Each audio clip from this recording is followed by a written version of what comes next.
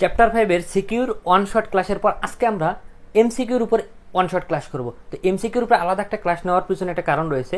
এই একটা অধ্যায় যেখানে তুমি বোর্ডের কোশ্চেন জন্য অ্যানালাইসিস করো, এনি বোর্ড অফ বাংলাদেশ দেখবা 5 থেকে 6টা এমসিকিউ এখানে আসে। তো এমসিকিউ থাকে আমাদের কটা 25টার মধ্যে দিয়ে 5 থেকে 6টা এমসিকিউ তোমার হাতছাড়া হয়ে যায়, তুমি প্লাস পাবা না। কারণ এ প্লাস পাইতে গেলে মিনিমাম 18 থেকে 20টা এমসিকিউ তোমাকে রাইট করতে হবে। তো এই অধ্যায়টা আলাদা একটা গুরুত্ব কিন্তু এমসিকিউ অংশ রয়েছে।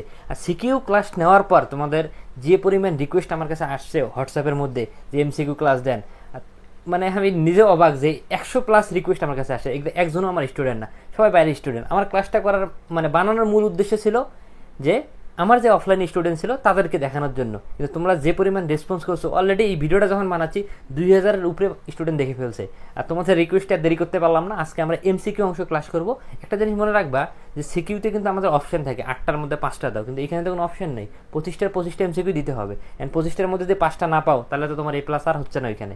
তো এখন আমরা এই এমসিকিউ ক্লাস তোমরা যেভাবে করো বা ইউটিউবে যে ক্লাসগুলো রয়েছে এখানে কী হয়, 50-60টা এমসিকিউ তোমাদের সামনে দেয়, এইভাবে দাগায় বুঝায়। কিন্তু আসলে এইভাবে তুমি যদি পড়ো তাহলে এমসিকিউ 5টার মধ্যে 5টা রাইট করতে পারবা না। সেটা পড়ার একটা ওয়ে আছে, সেটা আমরা 2টা অংশে এই ক্লাসটা করব।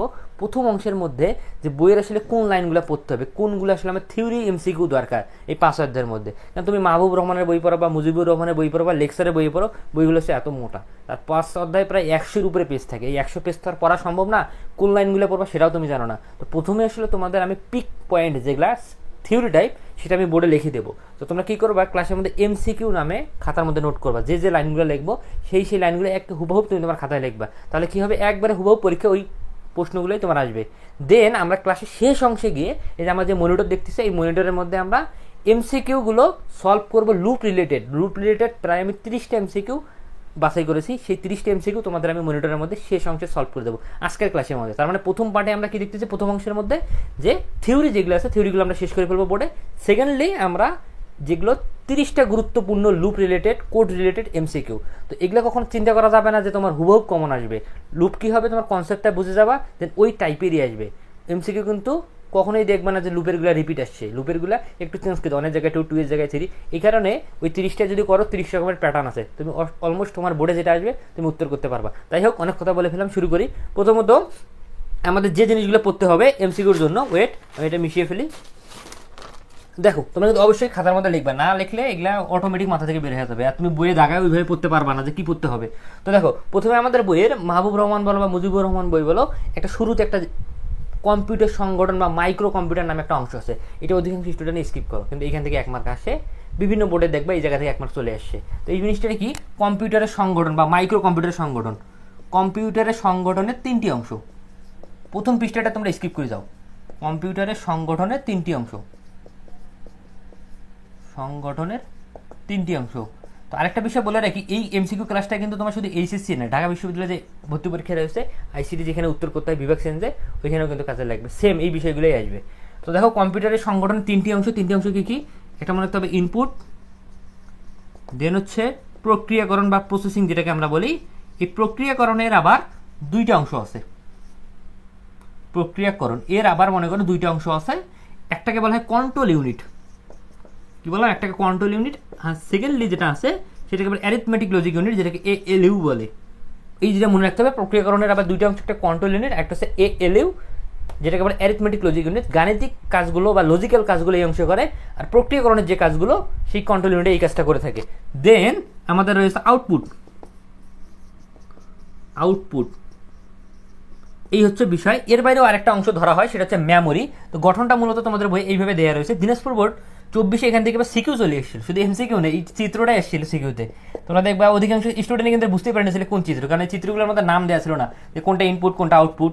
তো এইটা হচ্ছে আমাদের একটা অংশ, এখানে আমরা দিতে পারি মেমোরি, কি বললাম, মেমোরি। আর এটা হচ্ছে আমাদের প্রসেসিং অংশ। প্রসেসিং অংশকে আমরা 2 ভাগে ভাগ করি, যদি একটাকে দিতে পারি ALU, আবার আরেকটাকে দিতে পারি কন্ট্রোল ইউনিট। তো এখন দেখো এই যে মেমোরি আছে না, এই মেমোরিকে আবার 2 ভাগে ভাগ করা যায়। এই মেমোরি অংশকে আমরা 2 ভাগে ভাগ করে পারি, একটা হচ্ছে স্থায়ী মেমোরি, একটা হচ্ছে অস্থায়ী মেমোরি। এটা মনে রাখতে হবে, এটা কিন্তু আসে স্থায়ী মেমোরি, আর একটা হচ্ছে অস্থায়ী মেমোরি। এটার আবার ইংরেজি একটা নাম আছে, ইংরেজি নাম দিয়ে তোমরা ভাবো যে এটা কি বললো। স্থায়ী মেমোরিকে বলা হয় নন ভোলাটাইল, আর অস্থায়ী যে মেমোরি সেটাকে বলা হয় ভোলাটাইল। এটা মনে রাখার একটা শর্টকাট আছে, শর্টকাটটা আমি বলে দিই তোমাদেরকে। নন ভোলাটাইল, আর একটা হচ্ছে ভোলাটাইল। তো খেয়াল করো, ভোলাটাইল মানে মনে করো ভুলে যায়, ভুলে যাওয়াকে কি বলে, এইভাবে মনে করো ভুলে যায়, এটা হচ্ছে ভোলাটাইল। তা অস্থায়ী মেমোরি কি, যেটাতে তুমি ডেটা রাখবা কিছুক্ষণ পর ভেনিশ হয়ে যাবে, সারা জীবনের জন্য পার্মানেন্ট না আর কি, একটা সময় পর ডিলেট হয়, যেটা হচ্ছে অস্থায়ী মেমোরি। স্থায়ী মেমোরি কি, যেটা পার্মানেন্ট, ডিলেট হবে না, এটা হচ্ছে তোমার স্থায়ী মেমোরি। তো এখান থেকে দুটি উদাহরণ মনে রাখতে হবে। স্থায়ী যেটা আমাদের মেমোরি, এই স্থায়ী মেমোরিটা হচ্ছে তোমার, বা পার্মানেন্ট মেমোরি যেটা, স্থায়ী মেমোরিকে বলা হয় তোমার রোমকে, এটা মনে রাখো, এটাকে কতবার আসছে সেই এমসিকিউটা। আর অস্থায়ী মেমোরি যেটা আমাদের, এটা বলা হয় মূলত র্যামকে, র্যাম, এটা মনে রাখতে হবে, র্যাম আর রোম। পারলে পুনরূপটা মনে রেখো, random access memory, read only memory, এই জিনিসটা মনে রাখি। তো এখানে আমরা কি বলবো, কম্পিউটার সংগঠন তিনটি অংশ, ইনপুট, আউটপুট, প্রক্রিয়াকরণ অংশ। প্রক্রিয়াকরণ অংশের আবার দুইটা অংশ, এটা কি কন্ট্রোল ইউনিট, আর একটা হচ্ছে অ্যারিথমেটিক বা এলইউ বলা হয়। অ্যারিথমেটিক অংশের মধ্যে আমরা কি কাজ করি, গাণিতিক এবং লজিক্যাল কাজ করি। দেন আমরা পাইলাম মেমোরি নামে একটা অংশ, মেমোরি হচ্ছে কি যেটা স্মৃতি ধরে রাখে আর কি। এটাকে দুইটা অংশে ভাগ করতে পারি, একটা হচ্ছে কি স্থায়ী, একটা অস্থায়ী। স্থায়ী হচ্ছে পার্মানেন্টলি থেকে যাবে, অস্থায়ী হচ্ছে ডিলিট হয়ে যাবে। স্থায়ীর আবার উদাহরণ কি বললাম, স্থায়ীর উদাহরণ হচ্ছে রোম, আর অস্থায়ীর উদাহরণ হচ্ছে তোমার র্যাম। এখন এই অস্থায়ী থেকে আরেকটা প্রশ্ন হয়, সেই প্রশ্নটা আমরা দেখবো। এটা একটা ক্রম আছে, সেই ক্রমটা আমরা এখন দেখবো। অস্থায়ী মেমোরির ক্রম লেখো, অস্থায়ী মেমোরির ক্রম। আর ভোলাটাইল নন ভোলাটাইলটা মনে রাখিও, ভোলাটাইল নন ভোলাটাইল মনে রাখিও, নাহলে ভেজাল হয়ে যাবে। ভোলাটাইল নন ভোলাটাইল মনে রাখিও। অস্থায়ী মেমোরির ক্রম, টাইপটা লেখো, অস্থায়ী মেমোরির ক্রম, অস্থায়ী মেমোরির ক্রম। ওকে, তো চলো অস্থায়ী মেমোরির ক্রম আমরা দেখি। ভিআর সিসিআর, সিসিআর বা সিআর7 এর নাম তো শুনছো, ভিআর সিসিআর, এই টেকনিকটা দিয়ে মনে রাখবা। ভিতে এখানে কি বোঝাই দিচ্ছে, ভিতে বোঝাচ্ছে ভার্চুয়াল মেমোরি, ভার্চুয়াল মেমোরি। তারপর আরতে কি বোঝাই দিচ্ছে, আরতে বোঝাচ্ছে র্যাম। সিতে বোঝাই দিচ্ছে ক্যাশ লেভেল 1, ক্যাশ লেভেল 1। তারপর এই সিতে বুঝিয়ে দিচ্ছে ক্যাশ লেভেল 2, আর আরতে বুঝিয়ে দিচ্ছে রেজিস্টার। ওকে, এই ক্রমটা তুমি মনে রাখবা।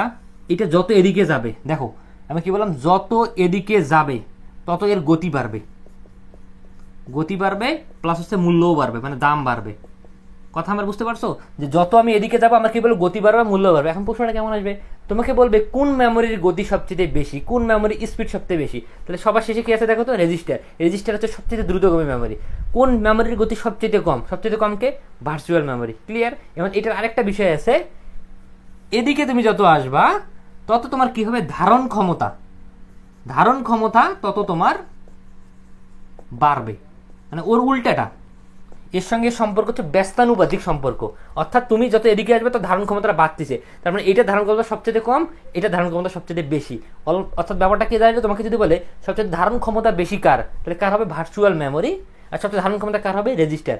আবার যদি গতি বা মূল্যের কথা বলে তখন কি হবে, সবচেয়ে গতি বেশি কার হবে, সর্বশেষে কি আসে, রেজিস্টার। রেজিস্টারের গতি সবচেয়ে বেশি, তাহলে রেজিস্টারের ধারণ ক্ষমতা কম। এই দুটো মনে রাখতে হবে, এটা হচ্ছে ব্যস্তানুপাতিক সম্পর্ক। তাহলে তুমি টেকনিকটা কিভাবে মনে রাখবো, ভিআর সিসিআর, ভিতে ভার্চুয়াল, আরতে র্যাম, তারপর হচ্ছে সিতে ক্যাশ লেভেল 1, আরেকটা সিতে ক্যাশ লেভেল 2, একটা হচ্ছে তোমার রেজিস্টার। এখান থেকে কিন্তু 1 মার্ক চলে আসবে তোমার। দেন আমাদের 2 নম্বরে যেটা জানতে হবে, বিভিন্ন প্রজন্মের ভাষার যে উদাহরণগুলো। তো প্রোগ্রামিং ভাষাটাকে মেনলি তোমার 2 ভাগে ভাগ করা যায়। একটা হচ্ছে, এটা লিখলাম না বোর্ডে, প্রোগ্রামিং ভাষাকে 2 ভাগে ভাগ করা যায়। একটা হচ্ছে নিম্ন স্তরের ভাষা, একটা হচ্ছে উচ্চ স্তরের ভাষা, low level language, high level language. Low level ল্যাঙ্গুয়েজকে আবার 2টা প্রজন্মে ভাগ করা যায়, একটা প্রথম প্রজন্মের ভাষা, দ্বিতীয় প্রজন্মের ভাষা। আর হাই লেভেল ল্যাঙ্গুয়েজকে ভাগ করা যায় আবার 3টে প্রজন্মে, তৃতীয়, চতুর্থ, পঞ্চম। এখান থেকে যে পয়েন্টগুলো আমাদের লাগবে, তো মনে রাখো প্রথম প্রজন্মের ভাষা, এগুলো সবগুলো নোট করতে হবে, নোট না করলে কিছুক্ষণ পর মাথা থেকে বের হয়ে যাবে। আর বই যতগুলো লাইন আছে তুমি নিজে বুঝবে না কোনটা তোমাকে পড়তে হবে। প্রথম প্রজন্মের ভাষা, প্রথম প্রজন্মের ভাষা থেকে মনে রাখো, এটাকে বলা হয় মেশিন ভাষা। কি বললাম, এর নাম হচ্ছে মেশিন ভাষা। এই একটা ভাষা বলবে, নিচের কোনটি মেশিন ভাষা। তাহলে প্রথম প্রজন্মের ভাষা হচ্ছে মেশিন ভাষা। 0 ও 1 দ্বারা রচনা করা হয়, 0 ও 1 দ্বারা রচনা করা হয়, 0 1 দ্বারা রচনা করা হয়।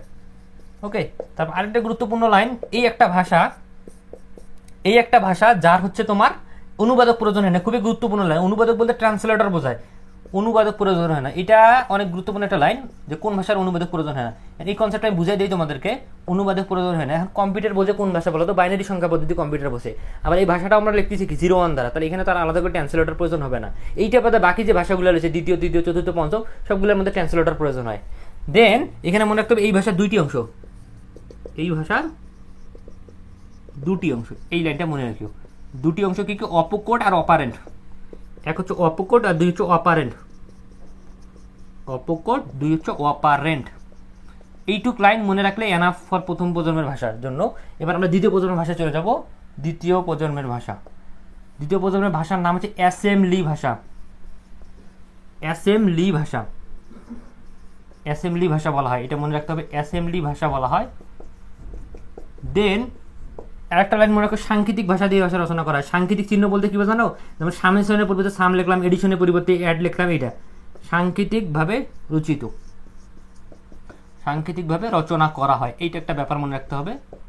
এর আবার অনুবাদক প্রয়োজন হয় না, কারণ কম্পিউটার তার বুঝবে না। এটা যেমন এই এডিশনকে অ্যাড লিখলাম, সামেশনকে সাম লিখলাম, মাল্টিপ্লিকেশন এমইউএল লিখলাম, এটা হচ্ছে দ্বিতীয় প্রজন্মের ভাষা। তো কম্পিউটার যেটা বোঝে না, কম্পিউটার বোঝে কি 0 এবং 1।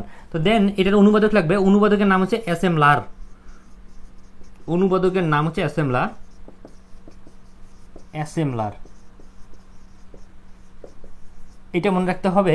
দেন এখানে আরেকটা জিনিস মনে রাখবা, এর আবার 4টি অংশ, এর 4টি অংশ। সেই 4টি অংশ কি কি? যেমন লেভেল, 2 হচ্ছে কমেন্ট, তারপর অপকোড অপারেন্ট, অপকোড, 4 নম্বর হচ্ছে অপারেন্ট। এই 4টা লাইন মনে রাখতে হবে, যা লিখলাম সবগুলো তুলে ফেলো। এবার দেখো আমরা বললাম যে প্রথম, দ্বিতীয়, তৃতীয়, চতুর্থ, পঞ্চম, 5টা প্রজন্ম, কিন্তু এর মাঝামাঝি আরেকটা প্রজন্ম চলে আসছে যাকে বলে মধ্যম স্তরের ভাষা। এই উদাহরণটা পরীক্ষায় আসে, মধ্যম স্তরের ভাষা।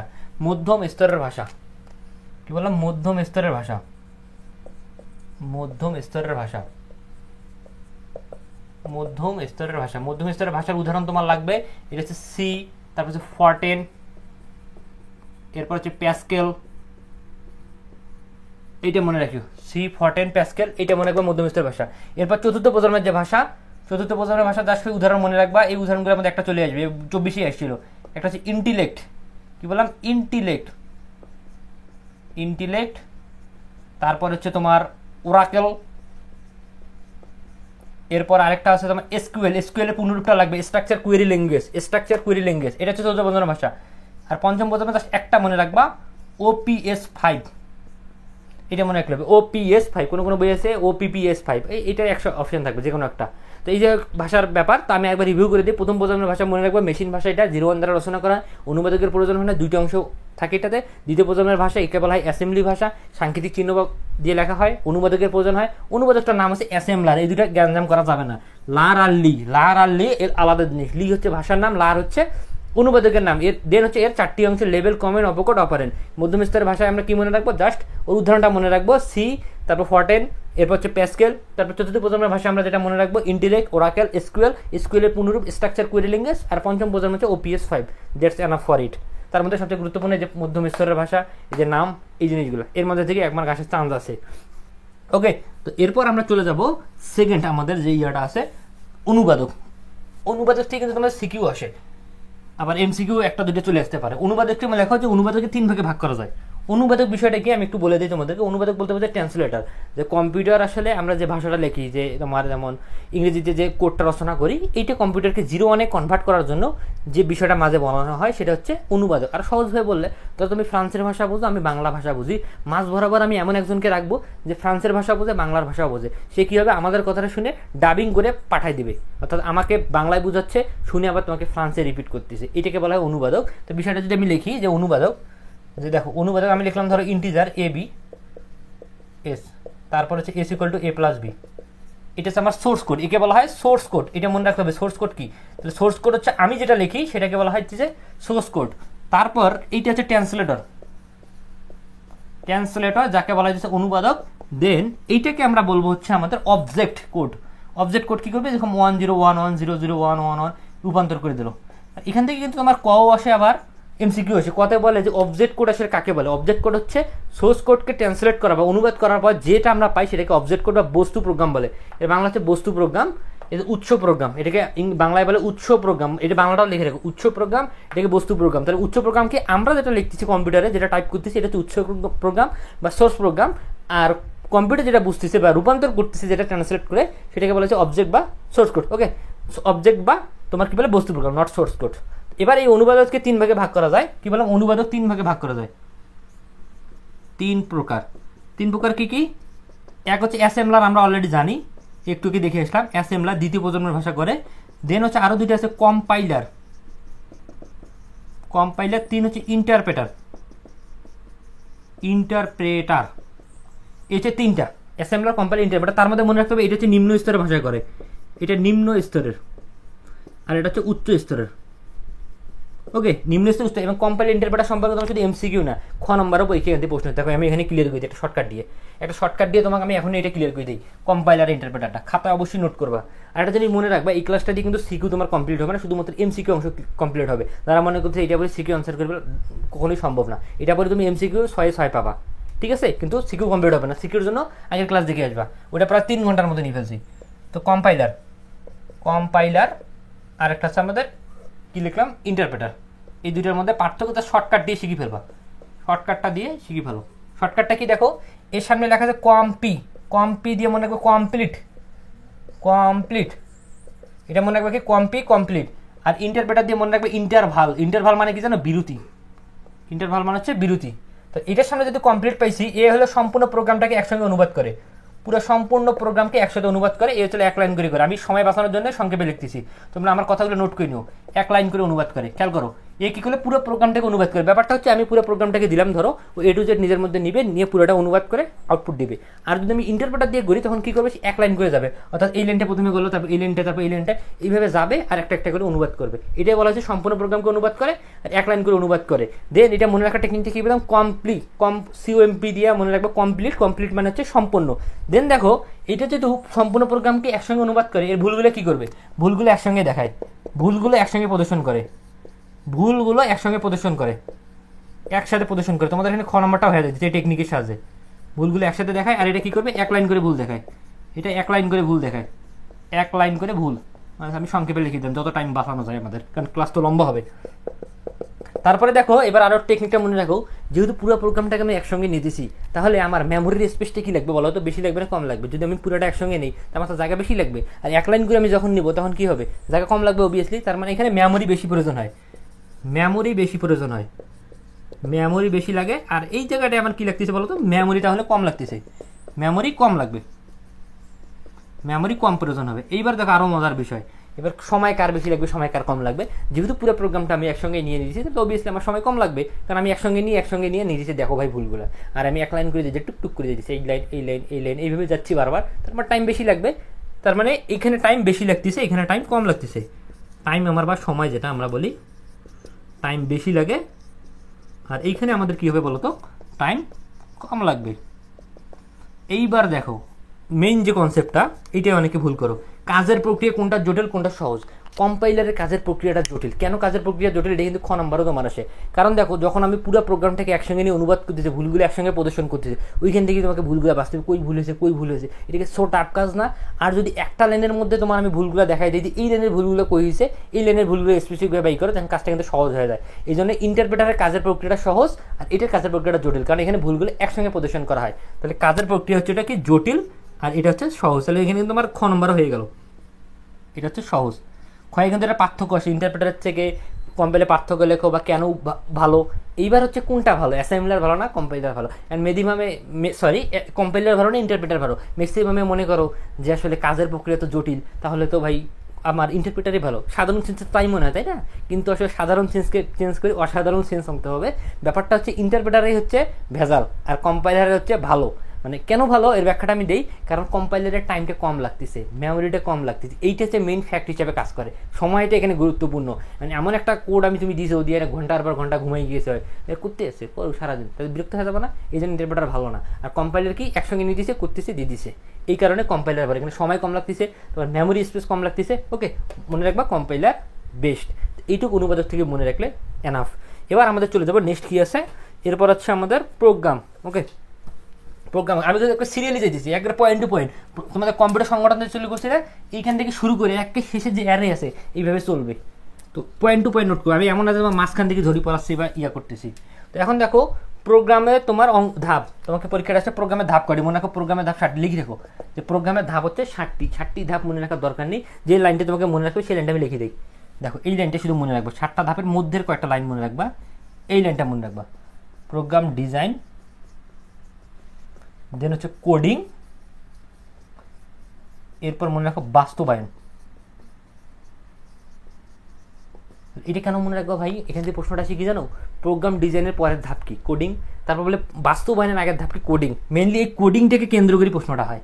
একটা মনে রাখবে কি প্রোগ্রামের ধাপ 7টি, দেন হচ্ছে প্রোগ্রাম ডিজাইনের পরের ধাপ কি, প্রোগ্রাম বাস্তবায়নের আগের ধাপ কি, মনে রাখলে এনাফ। এরপর আমাদের নেক্সট কি আছে যে তোমার program design model. Program design model দেখো, প্রোগ্রাম ডিজাইন অনেকগুলো মডেল রয়েছে, সবগুলো মডেল আমাদেরকে মনে রাখতে হবে না। মনে রাখবে স্ট্রাকচার মডেল, আরেকটা হচ্ছে তোমার object oriented programming model, OOP, object oriented programming model. Okay, এই দুটি শুধু মনে রাখতে হবে। কারণ প্রোগ্রাম ডিজাইন মডেলটা কি, একটা প্রোগ্রামকে তুমি কীভাবে সমাধান করবে, এটা যে ওয়েতে ডিজাইন করতেছো, যে প্রক্রিয়া ডিজাইন করতেছো, এটা হচ্ছে প্রোগ্রাম ডিজাইন মডেল। তো এইটা আসলে বিভিন্ন রকম ধাপ রয়েছে, তার মধ্যে দুইটা মনে রাখলে আমাদের হবে। স্ট্রাকচার কী করে জানো, ধাপে ধাপে সমস্যাগুলো সমাধান করে। আর অবজেক্ট ওরিয়েন্টেড প্রোগ্রামটা একটা অবজেক্টকে কেন্দ্র করে পুরো প্রোগ্রামটাকে সলভ করে। এত কিছু আমাদের জানার প্রয়োজনে আমাদের যেটা দরকার, যে পরীক্ষায় যে প্রশ্নটা আসে, নিচের কোনটি স্ট্রাকচার প্রোগ্রাম। স্ট্রাকচারের মধ্যে আমাদের যে সি দিয়ে আমরা কোড করি, তারপর বেসিক, তারপর হচ্ছে প্যাসকেল, ফরটেন ইত্যাদি, এটা হচ্ছে সি। আর অবজেক্ট ওরিয়েন্টেড হচ্ছে জাভা, সি প্লাস প্লাস ইত্যাদি। এই দুটো মনে রাখলে এনাফ।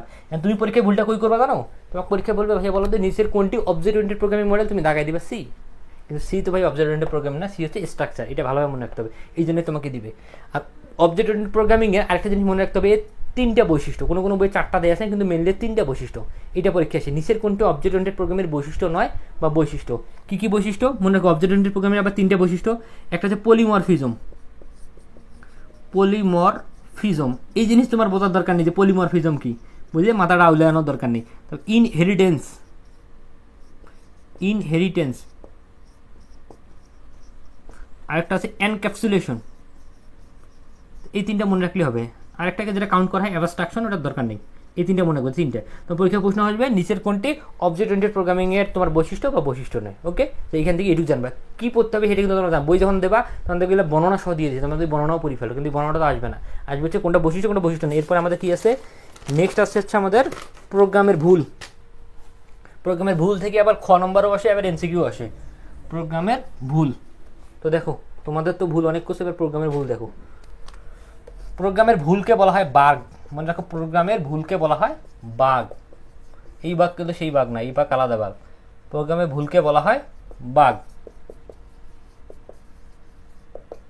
এই হলো বিইউজি, বাগ, বিইউজি, এটা মনে রাখো। প্রোগ্রামের ভুলকে বলা হয় বাগ। এবার মনে রাখো, এর সাথে তুমি যে ভুলটা করবা, প্রোগ্রামের ভুল নির্ণয়, ভুল সংশোধন কিভাবে করবো, এই যে প্রসেস, এই প্রসেসটাকে বলা হয় ডিবাগিং। ওকে, দুইটা কিন্তু সিমিলার না, এটা একটু মনে রাখতে হবে যে প্রোগ্রামের যে ভুল, স্পেসিফিক আমি কোন জায়গাটাকে ভুল করতেছি সেটা হচ্ছে বাগ, ভালোভাবে লিখে রাখো। আর প্রোগ্রামের ভুল নির্ণয়, সংশোধন, এই যে প্রসেস অফ, যে প্রসেসটা হচ্ছে তোমার ডিবাগিং। ওকে, আর প্রোগ্রামের ভুল 3 ধরনের হয়, 3 ধরনের ভুল হয়। এটা কিন্তু তোমার খ নম্বরে আসে, 3 ধরনের ভুল। একটা হচ্ছে ডেটা ভুল। ডেটা ভুল বলতে কি বোঝায়, ব্যাখ্যাটা দিয়ে দেই। ধরো এর মান হচ্ছে 5, এর মান 5, বি এর মান হচ্ছে 6। তুমি কি করলা, বি এর মান দিয়ে রাখছো হচ্ছে 5, এর মান দিয়ে রাখছো 6। তোমার ইনপুট আছে এর মান 5, বি এর মান 6, তুমি দিছো বি এর মান 5 আর এর মান দিছো 6। এটাকে তখন বলা হবে ডেটা ভুল, মানে ভুল ডেটা আমরা ইনপুট দিয়েছি। এরপর হচ্ছে 2 নম্বর লজিক্যাল বা যুক্তিগত ভুল। যেমন আমি দিলাম হচ্ছে তোমার এ গ্রেটার দেন, এ লেস দেন বি, এটা দিয়ে আছে, তুমি দিয়ে রাখছো হচ্ছে এ গ্রেটার দেন বি। আছে ইকুয়াল, তুমি দিয়েছো নট ইকুয়াল, এটাকে বলা লজিক্যাল ভুল। আরেকটা হচ্ছে সিনটেক্স ইররকে বলা হয় ব্যাকরণগত ভুল।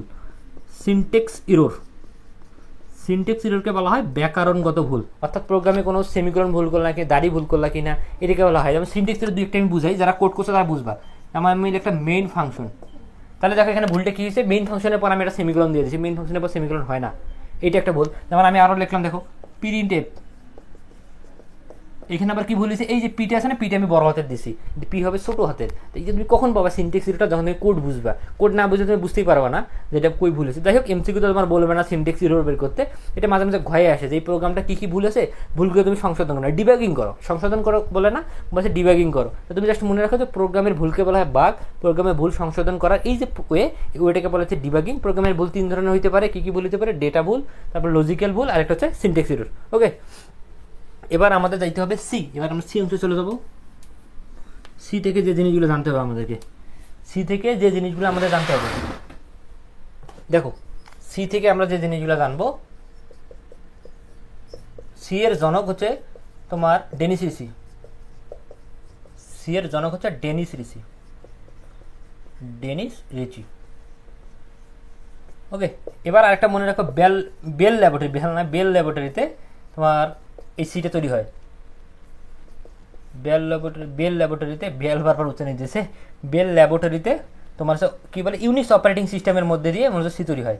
এই লাইনটা মনে রেখো, ইউনিক্স অপারেটিং সিস্টেম, এইটা একটা মনে রাখিও, ইউনিক্স অপারেটিং সিস্টেম। বেল ল্যাবরেটরিতে ইউনিক্স অপারেটিং সিস্টেমের উপরে গবেষণা করে এটা মূলত তৈরি করা হয়েছে, Bell laboratory Unix operating system. এরপর মনে রাখো সি হচ্ছে কেস সেন্সিটিভ ভাষা, খুবই গুরুত্বপূর্ণ। এটা ইয়েতেও আসে তোমার কি বলে খ নম্বরেও আসে, সেন্সিটিভ ভাষা। কি কেস সেন্সিটিভ ভাষা, এটা এখনই বুঝি নাও, খ নম্বরে আসবে। কেস সেন্সিটিভ বলতে কি বলতে জানো, স্মল লেটার ক্যাপিটাল লেটার এখানে ফ্যাক্ট করে। সি প্রোগ্রামিংয়ে যে ফাংশনগুলো আছে সেই ফাংশনগুলো সব স্মল লেটারে লেখা হয়, এখানে ক্যাপিটাল লেটার লিখলে ভুল। আবার বলতেছি, কেস সেন্সিটিভ মানে বোঝায় স্মল লেটার ক্যাপিটাল, মানে অক্ষরে পার্থক্য। সি প্রোগ্রামিংয়ে সব কিছু স্মল লেটারে লেখা হয়। যেমন আমি লিখলাম যে প্রিন্ট এফ, একটুকে যেটা দেখালাম যে প্রিন্ট এফটা হবে এইভাবে, তুমি যদি ভাইয়া এইভাবে দাও তখন এটা ভুল। ওকে, তাহলে এই লেটারের যে ব্যাপারটা। আর কি আছে এখানে, তো সি এর মনে রাখো যে কম্পাইলার, এটাও আসে তোমার এমসিকিউ। সি এর কম্পাইলার হচ্ছে কোড ব্লক, সি এর কম্পাইলার হচ্ছে কোড ব্লক, মানে এটা দিয়ে অনুবাদ করে। সি এর কম্পাইলার হচ্ছে কোড ব্লক। এবার মনে রাখো আরেকটা জিনিস, যে তোমার সি প্রোগ্রামে কমেন্ট লেখা হয়, কমেন্ট, সি প্রোগ্রামিংয়ে কমেন্ট লেখা হয় এইভাবে। এই চিহ্নটা কিন্তু আসে পরীক্ষায়, এইভাবে কমেন্ট লেখা হয়। কমেন্ট বলতে কি বোঝায়, ধরো প্রোগ্রামে একটা তুমি লিখছো, এই প্রোগ্রামের মধ্যে এমন কিছু একটা ওয়ার্ড বা সেন্টেন্স লিখে রাখবে যেটা আউটপুটে শো করবে না, এটাকে বলা হয় কমেন্ট। এই জায়গাটার মধ্যে মূলত কমেন্ট লেখা হয়। এর সঙ্গে আরেকটা জিনিস মনে রাখো, লিঙ্ক সেকশনের মধ্যে হেডার ফাইল থাকে, লিঙ্ক সেকশনে হেডার ফাইল থাকে, লিঙ্ক সেকশনে হেডার ফাইল থাকে, লিঙ্ক সেকশনে হেডার ফাইল থাকে। তোমাকে বলো কোন সেকশনের মধ্যে হেডার ফাইল থাকে, লিঙ্ক সেকশনে হেডার ফাইল থাকে। তো সি থেকে এই বৈশিষ্ট্যগুলো পড়লেই হবে। আরও কিছু মনে রাখতে পারো যে সি এর প্রত্যেকটা ফাংশনের শেষে তোমার সেমিকোলন দেওয়া হয়। ওকে, তো এই যে কথাগুলো লিখলাম সি থেকে এইটুকু পড়লেই মোটামুটি এনাফ, এর বাইরে আর লাগবে না। এরপর আমরা চলে যাই data type. Data type already তোমরা কিন্তু ওই তো কী বলে সিকিউ ক্লাসের মধ্যে শিখছো। ওকে, এখানে এমসিকিউর মধ্যেও তোমার লাগবে, একটা শর্টকাট দিয়ে আমরা শিখে ফেলবো।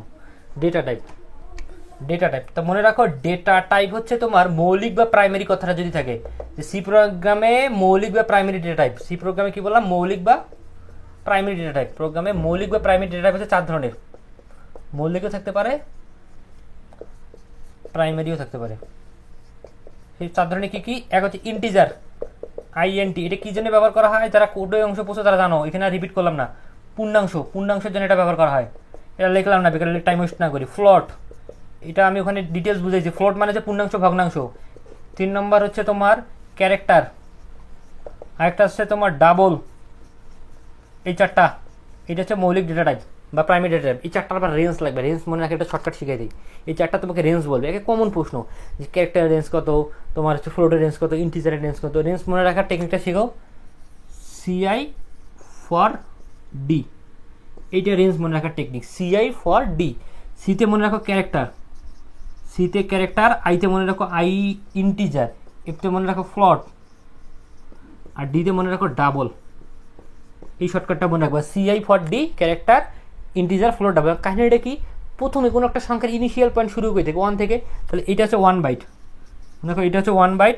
এরপরগুলো তার দ্বিগুণ করে, অনেক দ্বিগুণ কত হয় 2 বাইট, তারপর 4 বাইট, তারপর হচ্ছে 8 বাইট, অর্থাৎ দ্বিগুণ আকারে যাবে 1 বাইট, 2 বাইট, 4 বাইট, 8 বাইট। তাহলে রেঞ্জ এইভাবে বের করে ফেলবা, ঠিক আছে। এরপর আমরা চলে যাবো হচ্ছে কি বলে ভেরিয়েবল। ভেরিয়েবল, ভেরিয়েবল থেকে কিন্তু একটা এমসিকিউ আসে, ভেরিয়েবল। তো দেখো ভেরিয়েবল লিখি, ভেরিয়েবলের মূলত সংজ্ঞাটা বা বাংলায় বলা হয় চলক। ভেরিয়েবল হচ্ছে চলক।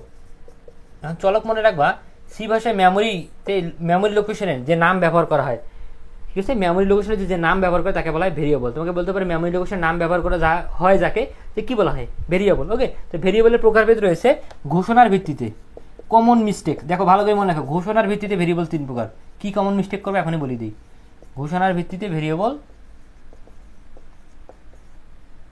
ঘোষণার ভিত্তিতে ভেরিয়েবল 2 প্রকার। কমন মিস্টেক বলতে তো আমার নিজের মিস্টেক হয়ে গেছে। ঘোষণার ভিত্তিতে ভেরিয়েবল 2 প্রকার। একটা হচ্ছে তোমার গ্লোবাল ভেরিয়েবল, যেটাকে বলে ডিক্লেয়ার, ঘোষণার পরিবর্তে থাকতে হবে ডিক্লেয়ার, গ্লোবাল ভেরিয়েবল। আর একটা হচ্ছে লোকাল ভেরিয়েবল, গ্লোবাল ভেরিয়েবল, একটা হচ্ছে লোকাল ভেরিয়েবল, গ্লোবাল আর লোকাল। তো সংক্ষেপে শর্টকাটটা মনে রাখো, মেইন ফাংশনের বাইরে যা থাকবে, মানে মেইন ফাংশনের বাইরে যে ভেরিয়েবলটা ডিক্লেয়ার করবো সেটাকে বলে গ্লোবাল ভেরিয়েবল, আর মেইন ফাংশনের ভিতরে যেটা ডিক্লেয়ার করবো সেটা হচ্ছে লোকাল। কি বলে মেইন ফাংশন, মেইন ফাংশন কোনটা, এই যে আমরা লিখি হেডার ফাইল, এই যে ইনক্লুড stdio.h কোডের, তুমি জাস্ট মেইন ফাংশনটা খুঁজে বের করবা। যেমন আমি এখানে দিলাম হচ্ছে ধরো ইন্টিজার এ বি, এরকম একটা দিলাম, দেওয়ার পর দিলাম মেইন ফাংশন, সেকেন্ড ব্র্যাকেট দিয়ে দিলাম হচ্ছে তোমার ফ্লোট দিলাম সে ফ্লোট এ বি সি, তারপর যা যাবতীয় কোড টোড লেখা লাগে। তুমি খালি মেইন ফাংশনটা খেয়াল করবে, এই যে মেইন ফাংশনের বাইরে আছে, মেইন ফাংশনের বাইরে কোনটা আছে, এইটা আছে না, এটা হচ্ছে গ্লোবাল মেনলি, আর এইটাকে আমরা বলবো হচ্ছে লোকাল, এই যে এবিসিকে। ওকে, তো এইটা মনে রাখলেই হবে। এবার যেটা ব্যাপার দাঁড়াচ্ছে, যদি বলে ডেটা টাইপের ভিত্তিতে, ডেটা টাইপের ভিত্তিতে 3 প্রকার, ডেটা টাইপের ভিত্তিতে হচ্ছে 3 প্রকার, ডেটা টাইপের ভিত্তিতে 3 প্রকার, ডেটা টাইপের ভিত্তিতে হচ্ছে তোমার 3 প্রকার। 3 প্রকার কোথায়, এখানে। সেই 3 প্রকার কী কী গেলে, এটা হচ্ছে কমন মিস্টেক, যেটা একটু আমি বলতেছিলাম। 3 প্রকারগুলো খেয়াল করো, ক্যারেক্টার, ইন্টিজার, আর হচ্ছে তোমার কি বলে ফ্লট। তোমাদের যে মিস্টেকটা করবা, তোমরা কিন্তু জানিয়ে এসছো যে ডেটা টাইপ 4 ভাগে ভাগ করা যায়, ক্যারেক্টার, ইন্টিজার, ফ্লোট, আর একটা হচ্ছে কি ডাবল। কিন্তু যখন তোমাকে বলবে ভেরিয়েবলের ডেটা টাইপ, তখন কিন্তু 3, তোমার ডাবলটা কিন্তু নেই, এটা মনে রাখতে হবে। শুধু ডেটা টাইপ বললে আমার 4টা, আর যদি ভেরিয়েবলের ডেটা টাইপ বলে তখন হচ্ছে 3টা। আবার ঘোষণার ভিত্তিতে যদি বলে তাহলে 2টা, একটা গ্লোবাল আর একটা হচ্ছে লোকাল। ওকে, তো এইটুকু মনে রাখলে হবে। এবং এর সঙ্গে জানতে হবে তোমাকে ভেরিয়েবল লেখার নিয়ম, এটা একটা কমন এমসিকিউ, যে কীভাবে ভেরিয়েবল লিখতে হয়। তো এই লেখার অনেকগুলো নিয়ম আছে, তো আমি মেইন পয়েন্টগুলো বলে দিই, খেয়াল করো। এটা বইয়ে দেখবে, মাহবুবুর রহমানের বই খুব সুন্দরভাবে দেওয়া আছে ভেরিয়েবল লেখার নিয়ম, ভেরিয়েবল লেখার নিয়ম, মাহবুবুর রহমানের বইয়ে খুব সুন্দরভাবে এটা ডিক্লেয়ার করা আছে। তো ভেরিয়েবল লেখার নিয়ম কি, প্রথমে দেখো ভেরিয়েবলে যে প্রথম অক্ষরটা থাকবে, প্রথম যে অক্ষরটা থাকবে সে অক্ষরটা অবশ্যই তোমার এই ছোট হাতের এ থেকে জেড অথবা বা বড় হাতের এ থেকে জেটের মধ্যে একটা হবে। এখানে বুঝছো, ভেরিয়েবলে প্রথম যে ডিজিটটা থাকবে সেটা ছোট হতে, মানে লেটার, মোস্ট প্রবাবলি এটা হচ্ছে লেটার হইতে হবে, হয় স্মল লেটার অথবা ক্যাপিটাল লেটার। এবার 2 নম্বরে যে অক্ষরটা লিখবো, দ্বিতীয় যে অক্ষরটা হবে, দ্বিতীয় যে অক্ষর হবে বা দ্বিতীয় যে ডিজিটটা হবে সেটা এ থেকে জেটের মধ্যে একটা হইতে পারে। ওকে, তারপরে বড় হাতের এ থেকে জেটের মধ্যে একটা হইতে পারে, ফাইন। তারপরে তোমার 0 থেকে 9-এর মধ্যে একটা হইতে পারে। তারপরে হচ্ছে তোমার যে কাটা এজ, যেটা ডলার সাইন আমরা বলি, এটা হইতে পারে। আন্ডার স্কোর হইতে পারে। তার মানে 2, 3, 4 মানে পরবর্তী অক্ষর, দ্বিতীয় না বলে পরবর্তীটা বলে ভালো হয়, কারণ পরবর্তীগুলো সবগুলো বুঝতে পারবে। এই আর কি বিষয়। প্রথমটা অবশ্যই কি হবে, আমার লেটার হইতে পারে, স্মল হইতে পারে, ক্যাপিটাল হইতে পারে। কিন্তু 2 নম্বরে বা 3 নম্বর 4 নম্বর আমার অনেকগুলো অপশন আছে, এ থেকে জেড হইতে পারে, এইটা হইতে পারে, এইটা হইতে পারে, এইটা হইতে পারে। এরপর বাকিগুলো আমি মুখে মুখে বলে একটু লিখে নাও। দেন মনে রাখবা যে তোমার ভেরিয়েবলে ক্যাপিটাল লেটার, মানে একই ক্যাপিটাল লেটার এবং স্মল লেটার ভিন্ন অর্থ বহন করে। অর্থাৎ যেমন আমি লিখলাম যে ইন্টিজার এ, এটা দুটাই ভিন্ন অর্থ বহন করবে, এটা আলাদা অর্থ, এটা আলাদা অর্থ। আবার একই লেটারের ভেরিয়েবলে একই নামে যে ডিক্লেয়ার করি সেম অর্থ বহন করবে। অর্থাৎ মনে করো আমি লিখলাম ইন্টিজার এ, দুইটাই সেম অর্থ বহন করে। ওকে, তারপরে হচ্ছে সি প্রোগ্রামিংয়ে ব্যবহৃত হয় এমন কিওয়ার্ড, ফাংশন, রিজার্ভ ওয়ার্ড, এগুলো কখনো ভেরিয়েবল হইতে পারে না। সি প্রোগ্রামে যেগুলো ব্যবহার করবে, যেমন আমি লিখলাম যে ইন্টিজার, তারপর দিলাম হচ্ছে মেইন, এটা কখনো ভেরিয়েবল হবে না। কেন ভেরিয়েবল হবে না? কারণ হচ্ছে মেইন ফাংশনটা সি প্রোগ্রামে ব্যবহার করা হয়। তারপর তুমি দিলে ইন্টিজার, তারপরে দিলে হচ্ছে তোমার মধ্যে ধরো ফ্লোট, ইন্টিজার, ফ্লোটটা কেন ভেরিয়েবল হবে না? কারণ ফ্লোট হচ্ছে ইউজ করা হয়, এই আর কি বিষয়। এরপর তুমি আরও মনে রাখতে পারো যে ভেরিয়েবলে সর্বোচ্চ 31 ক্যারেক্টার মধ্যে ব্যবহার করা যায়। তুমি যে ওয়ার্ডগুলো লিখতেছো কতদূর পর্যন্ত লিখতে পারবা? সর্বোচ্চ 31টা ক্যারেক্টার তুমি লিখতে পারবা। ওকে, তো এই কটা লাইন মনে রাখলেই হবে। তো তোমাকে বলবে যখন আমরা এমসিকিউ সলভ করতে যাবো, আমি ভেরিয়েবলের জন্য 2টা রাখছি, ওখানে দেখাবো এখন নিচের কোনটি ভেরিয়েবল, কোনটি ভেরিয়েবল নয়। ওকে, দেন হচ্ছে এর কনস্ট্যান্ট রয়েছে। এরপর কনস্ট্যান্টটা সহজ, খালি মনে রাখো যে কনস্ট্যান্ট বলতে ধ্রুবক বলায়। সি প্রোগ্রামিংয়ে যে সকল রাশির মান পরিবর্তন হয় না তাকে কনস্ট্যান্ট বা ধ্রুবক বলে। তো কনস্ট্যান্টের যে বিষয়টা আসতে পারে, কনস্ট্যান্টকে দুইভাবে লেখা যায়। একটা হচ্ছে কনস্ট্যান্ট প্রি প্রসেসরের সাহায্যে, প্রি প্রসেসর দুইভাবে লেখা যায়। একটা হচ্ছে প্রি প্রসেসরের সাহায্যে, আরেকটা হচ্ছে তোমার মনে রাখতে হবে যে কিওয়ার্ড, কনস্ট্যান্ট কিওয়ার্ডের সাহায্যে, কনস্ট কিওয়ার্ডের সাহায্যে। এই দুইভাবে লেখা যায় কনস্ট্যান্ট, এই দুইভাবে লেখা যায়। ওকে, এরপর একটা জিনিস মনে রাখো, কিওয়ার্ড, সি প্রোগ্রামে কিওয়ার্ড হচ্ছে, সি প্রোগ্রামে কিওয়ার্ড 32টি কিওয়ার্ডের নাম যদি পড়তে পারো খুব ভালো হয়। কারণ তোমাকে বলবে নিচের কোনটি কিওয়ার্ড না, এটা কিন্তু আসে, অনেক বোর্ডে আসছিল যে নিচের কোনটি কিওয়ার্ড না, যে 32টি কিওয়ার্ড একবার তো চোখ ভুলে যাইও মিনিমাম পরীক্ষার আগে। একটা শখ দেখবে, মাহবুব রহমান বলো, মুজিবুর রহমান বলো, কিওয়ার্ড অংশে যাদের একবার শখের মতো আছে, 32টি কিওয়ার্ড একবার চোখ ভুলে যাইও। ওকে, যে কোনটা নিচে কিওয়ার্ড, কিন্তু কিওয়ার্ড মানে কমনের বাইরে দিয়ে দেয়, যেমন প্রিন্ট, ডেফ, মেইন, এগুলো সব কিওয়ার্ড। এরকম আরও যেগুলো আছে তোমরা নাম জানো না, তো তো ওগুলো একটা চোখ বলে যাও, তাহলে সুবিধা হবে। এরপর আমাদের যেটা গুরুত্বপূর্ণ সেটা হবে অপারেটর। অপারেটর থেকে 1 মার্ক এমসিকিউ থাকবে, সেটা যে কোনো বোর্ডে হোক। দেখো অপারেটর থেকে কিন্তু অনেকগুলো পড়া, অপারেটর থেকে তোমার 1টা মার্ক এমসিকিউ থাকবেই, যে বোর্ডেই হোক। তো আমরা দেখি অপারেটর কি। অপারেটর সংখ্যা মূলত দাঁড়িয়েছে ব্যাপারটা যে সি প্রোগ্রামে গাণিতিক এবং যৌক্তিক কাজ করার জন্য, কি বললাম, সি প্রোগ্রামে গাণিতিক এবং যৌক্তিক কাজ করার জন্য যে সকল চিহ্ন আমরা ব্যবহার করি তাদেরকে বলা হয় অপারেটর। তো অপারেটর বিভিন্ন ধরনের রয়েছে। প্রথমে বলতে পারি arithmetic operator. Arithmetic operator, arithmetic operator. Arithmetic operator কোনগুলো? এই যে প্লাস, মাইনাস, তারপর হচ্ছে গুণ, তারপর হচ্ছে এই চিহ্নটার কথা মনে রাখো, এটাকে ডিভিশন। এই ডিভিশনের কাজ হচ্ছে ভাগফল নিয়ে কাজ করে, এটা তোমরা অনেকে ভুল করো। এই ডিভিশনের কাজ হচ্ছে ভাগফল নিয়ে কাজ করে। আর এইটার কাজ হচ্ছে মডিউল বা মোড বা মডিউল, এটা মডিউল নিয়ে কাজ করে। এগুলো হচ্ছে অ্যারিথমেটিক অপারেটর। এই দুটোর মধ্যে ডিফারেন্সটা আমি বুঝে দিই। যেমন আমি লিখলাম হচ্ছে 5 মোড 3, আরেকটা লিখলাম হচ্ছে 5 ডিভিশন 2। এই দুটার মধ্যে আলাদা রেজাল্ট, মার্কারটা একটু চেঞ্জ করে নিই, এই দুটার মধ্যে আলাদা রেজাল্ট আসবে। যদি 5 মোড 3 আসে এবং সরি এটা 5 মোড, আমি এটাও যদি 3 দিই, দুইটার মধ্যে আলাদা রেজাল্ট আসবে। কীভাবে রেজাল্ট আসবে দেখো, 3/5 আমি দিলাম, 3 তাহলে কত হচ্ছে 2। এইখানে তোমার মেনলি রেজাল্টটা আসবে হচ্ছে 2, কারণ এ হচ্ছে ভাগশেষ নিয়ে কাজ করে। এই যে মোট চিহ্নটা দেখতেছো না, এর পাশে লিখে রেখে এই হচ্ছে ভাগশেষ নিয়ে কাজ করে, আর হচ্ছে ভাগফল নিয়ে কাজ করে। তাহলে এখানে কি আসছে, ভাগফলটা কত আমার, ভাগফল হচ্ছে তোমার 1। এই সাইনটা যখন তুমি দেখবো তখন ভাগফলের ঘরে 1 বসাবা, আর এই সাইনটা যখন দেখবো তখন ভাগশেষ যেটা থাকবে সেই সাইনটা বসাবা। ওকে, তো দুইটা কিন্তু এক না। এটা হচ্ছে তোমার অ্যারিথমেটিক অপারেটর। এরপর আমাদের আছে রিলেশনাল অপারেটর, যেটা সম্পর্ক বোঝায়। তো রিলেশনাল অপারেটর থেকে আসে কয়টি রিলেশনাল অপারেটর, এটা আসে যে রিলেশনাল অপারেটর কয়টি, রিলেশনাল অপারেটর মূলত 6টি। কি কি দেখো, এই যে তোমার লেস দেন, তারপর হচ্ছে গ্রেটার দেন, এটা একসঙ্গে দিলে ফের আবার একই সঙ্গে মনে হবে, গ্রেটার দেন, আবার ধরো লেস দেন ইকুয়াল, তারপর হচ্ছে গ্রেটার দেন ইকুয়াল, তারপর ইকুয়াল টু, তারপর একটা আছে নট ইকুয়াল। এই কেটা 1টা 2টা 3টা 4টা 5টা 6টা, এটা মনে রাখতে হবে। এটা অনেকে তোমরা জানো না, যেটা হচ্ছে নট ইকুয়াল বলা হয়। বলবে সি প্রোগ্রামিংয়ে কোনটি নট ইকুয়াল, এটা নট ইকুয়াল। আর এটাকে বলা হয় equal to, not equal. Equal জিনিস আলাদা, ইকুয়াল টু আলাদা। তাহলে কি বললাম, আমার লেস দেন, গ্রেটার দেন, তারপর হচ্ছে less than equal, greater than equal, তারপর ইকুয়াল টু, নট ইকুয়াল, মানে হচ্ছে অসমান। এটা হচ্ছে রিলেশনাল অপারেটর। এরপর আমাদের কি আছে, লজিক্যাল অপারেটর। লজিক্যাল অপারেটর শুধু মনে রাখো, লজিক্যাল অপারেটর 3টা, logical or, logical NAND, logical operator. Logical হচ্ছে 3টে অপারেটর, লজিক্যাল অপারেটর এটা 3টি, এটাও আসে এমসিকিউতে। 3টি কি কি, যেমন বললো লজিক্যাল অ্যান্ড যদি বলে তখন হবে যে এরকম। তারপরে বলো ওয়ার, লজিক্যাল ওয়ার কোনটা, এটা হচ্ছে ওয়ার। তারপর বললো নটও বলতে পারে, এটা হচ্ছে নট। ওকে, তো সরি এই সাইনটা আগে হবে, তারপর এটা আসবে। তো লজিক্যাল ওয়ার বলতে পারে, লজিক্যাল অ্যান্ড বলতে পারে, লজিক্যাল নট বলতে পারে। এখানে একটা কমন মিস্টেক আছে, যদি এর পরিবর্তে তোমাকে বলে বিট ওয়াইজ ওয়ার কোনটি, বিট ওয়াইজ অ্যান্ড কোনটি, তখন কিন্তু সম্পর্ক বদলে যাবে। বিট ওয়াইজ যদি কথাটা থাকে, বিট ওয়াইজ অ্যান্ড, এইভাবে বলতে পারে যে বিট ওয়াইজ অ্যান্ড। এখানে অনেকে মিস্টেকটা করো, তখন কি হবে দেখো, একটা অ্যান্ড হবে। তারপর বিট ওয়াইজ ওয়ার, তখন কি হবে, এই যে একটা হবে, বিট ওয়াইজ নট নাই। তো এটা মনে রাখবে, bitwise and, bitwise or. তাহলে কি বললাম, প্রথমে লজিক্যাল অপারেটর কয়টা মনে রাখবে, 3টে। লজিক্যাল অ্যান্ড বলে 2টা অ্যান্ড হবে, তারপর ওয়ার বললে কি হবে, 2টা এরকম দাগ আসবে। নট বললে প্রথমে আমরা বিশ্বাস বসে চিহ্ন দেবো, তারপর হচ্ছে এক্সট্রা সাইনটা দেবো। আর বিট ওয়াইজ বললে এইটা, এটুকু মনে রাখছো। এবার আমার নেক্সটে চলে যাবো কি আছে, ইউনারি অপারেটর। তুমি মেয়ে যারা দেখতেছো, তোমাকেই বলতেছে তুমি মেয়ে, এই সেই অপারেটর আমরা এখন দেখবো। ইউনারি অপারেটর যা লিখতেছি এগুলো যদি নোট করো, তুমি দেখো তুমি বস হয়ে গেছো। ইয়াদ কখন তুমি নিজেও জানতে সবগুলো কমন পেয়ে গেছো। ইউনারি অপারেটর কি সংজ্ঞাটা লিখে নাও, যে সকল অপারেটর একটি মাত্র অপারেন্ট নিয়ে কাজ করে তাকে বলে ইউনারি অপারেটর। কি বললাম, একটি মাত্র অপারেন্ট, যার খেলাধুলা হবে একটা মাত্র নিয়ে।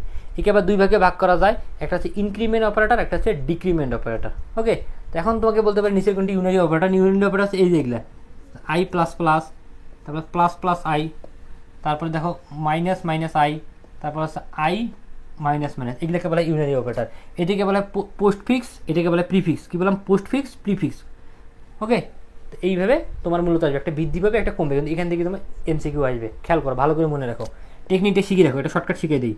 যেমন আমি ধরলাম আই ইকুয়াল টু 4, তারপর জে ইকুয়াল টু হচ্ছে আই প্লাস প্লাস হলে আই ও জে এর মান কত, আই ও জে এর মান কত, এই শর্টকাটটা শিখে রাখো, এটা কিন্তু এমসিকিউ আসবে, আবার খ নম্বর মাঝে মধ্যে আসে। I equal to 4 J equal to I plus plus হলে আই ও জে এর মান কত। তো খেয়াল করো, যদি তোমার পোস্ট ফিক্স থাকে মানে পরে প্লাস প্লাসটা থাকে, পোস্ট ফিক্স কি বললাম পরে প্লাস প্লাস থাকে, তাহলে সে কি করবে, প্রথমে বাম প্রান্তে অ্যাসাইন করবে, বাম প্রান্তে মান দিবে, আগে বাম প্রান্তে মান অ্যাসাইন করবে, বাম প্রান্তে মান অ্যাসাইন করবে, এটা করলো, করার পর ডান প্রান্তে 1 বৃদ্ধি করবে, ডান প্রান্তে 1 বৃদ্ধি করবে, ডান প্রান্তে 1 বৃদ্ধি করবে, কি বললাম, প্রথমে বাম প্রান্তে মান অ্যাসাইন করবে, এরপর ডান প্রান্তে 1 বৃদ্ধি করবে। বাম প্রান্ত কোনটা, ডান প্রান্ত কোনটা, এটা মাথায় ঘুরতেছে না, একবারে সহজ, এটা বাম এটা ডান, এই যে বাম ডান, মনে হচ্ছে কি, এই যে বাম ডান, তাহলে বাম প্রান্তে প্রথমে মান অ্যাসাইন করবে, মানটা কত 4, বাম প্রান্তে কি আছে জে, এবার এটা ডান প্রান্তে 1 বৃদ্ধি করবে, বৃদ্ধি করলে কত আসছে 5, এটাই কাজ, সহজ না ব্যাপারটা। তাহলে দেখো যদি বলতো যে আই এর মান যদি তোমার 6 হয়েছে তাহলে কত আসতো, তাহলে জে এর মান প্রথমে অ্যাসাইন করবে, করলো কত আসছে 6, এবার আই এর মান কত আসছে 7, তাহলে প্রথমে আমার কি করলো অ্যাসাইন করলো, এরপর বৃদ্ধি করলো, এইটি আর কোনো কিচ্ছু না এখানে। ওকে, তা আবার মজাটা দেখো, এবার যদি আমাকে বলে প্রিফিক্স, যদি এইবার এইভাবে থাকে প্লাস প্লাস আই এইভাবে দেখো, তখন কি হবে, তখন সম্পর্কটা চেঞ্জ হয়ে যাবে। দেখো যদি প্লাস প্লাস আগে থাকে তখন আগে বাম প্রান্তে বৃদ্ধি করবে, বৃদ্ধি করা মান দিবে, যদি ওইটা থাকে তাহলে হবে কি, বাম প্রান্তে প্রথমে বৃদ্ধি করবে, বাম প্রান্তে প্রথমে বৃদ্ধি করবে,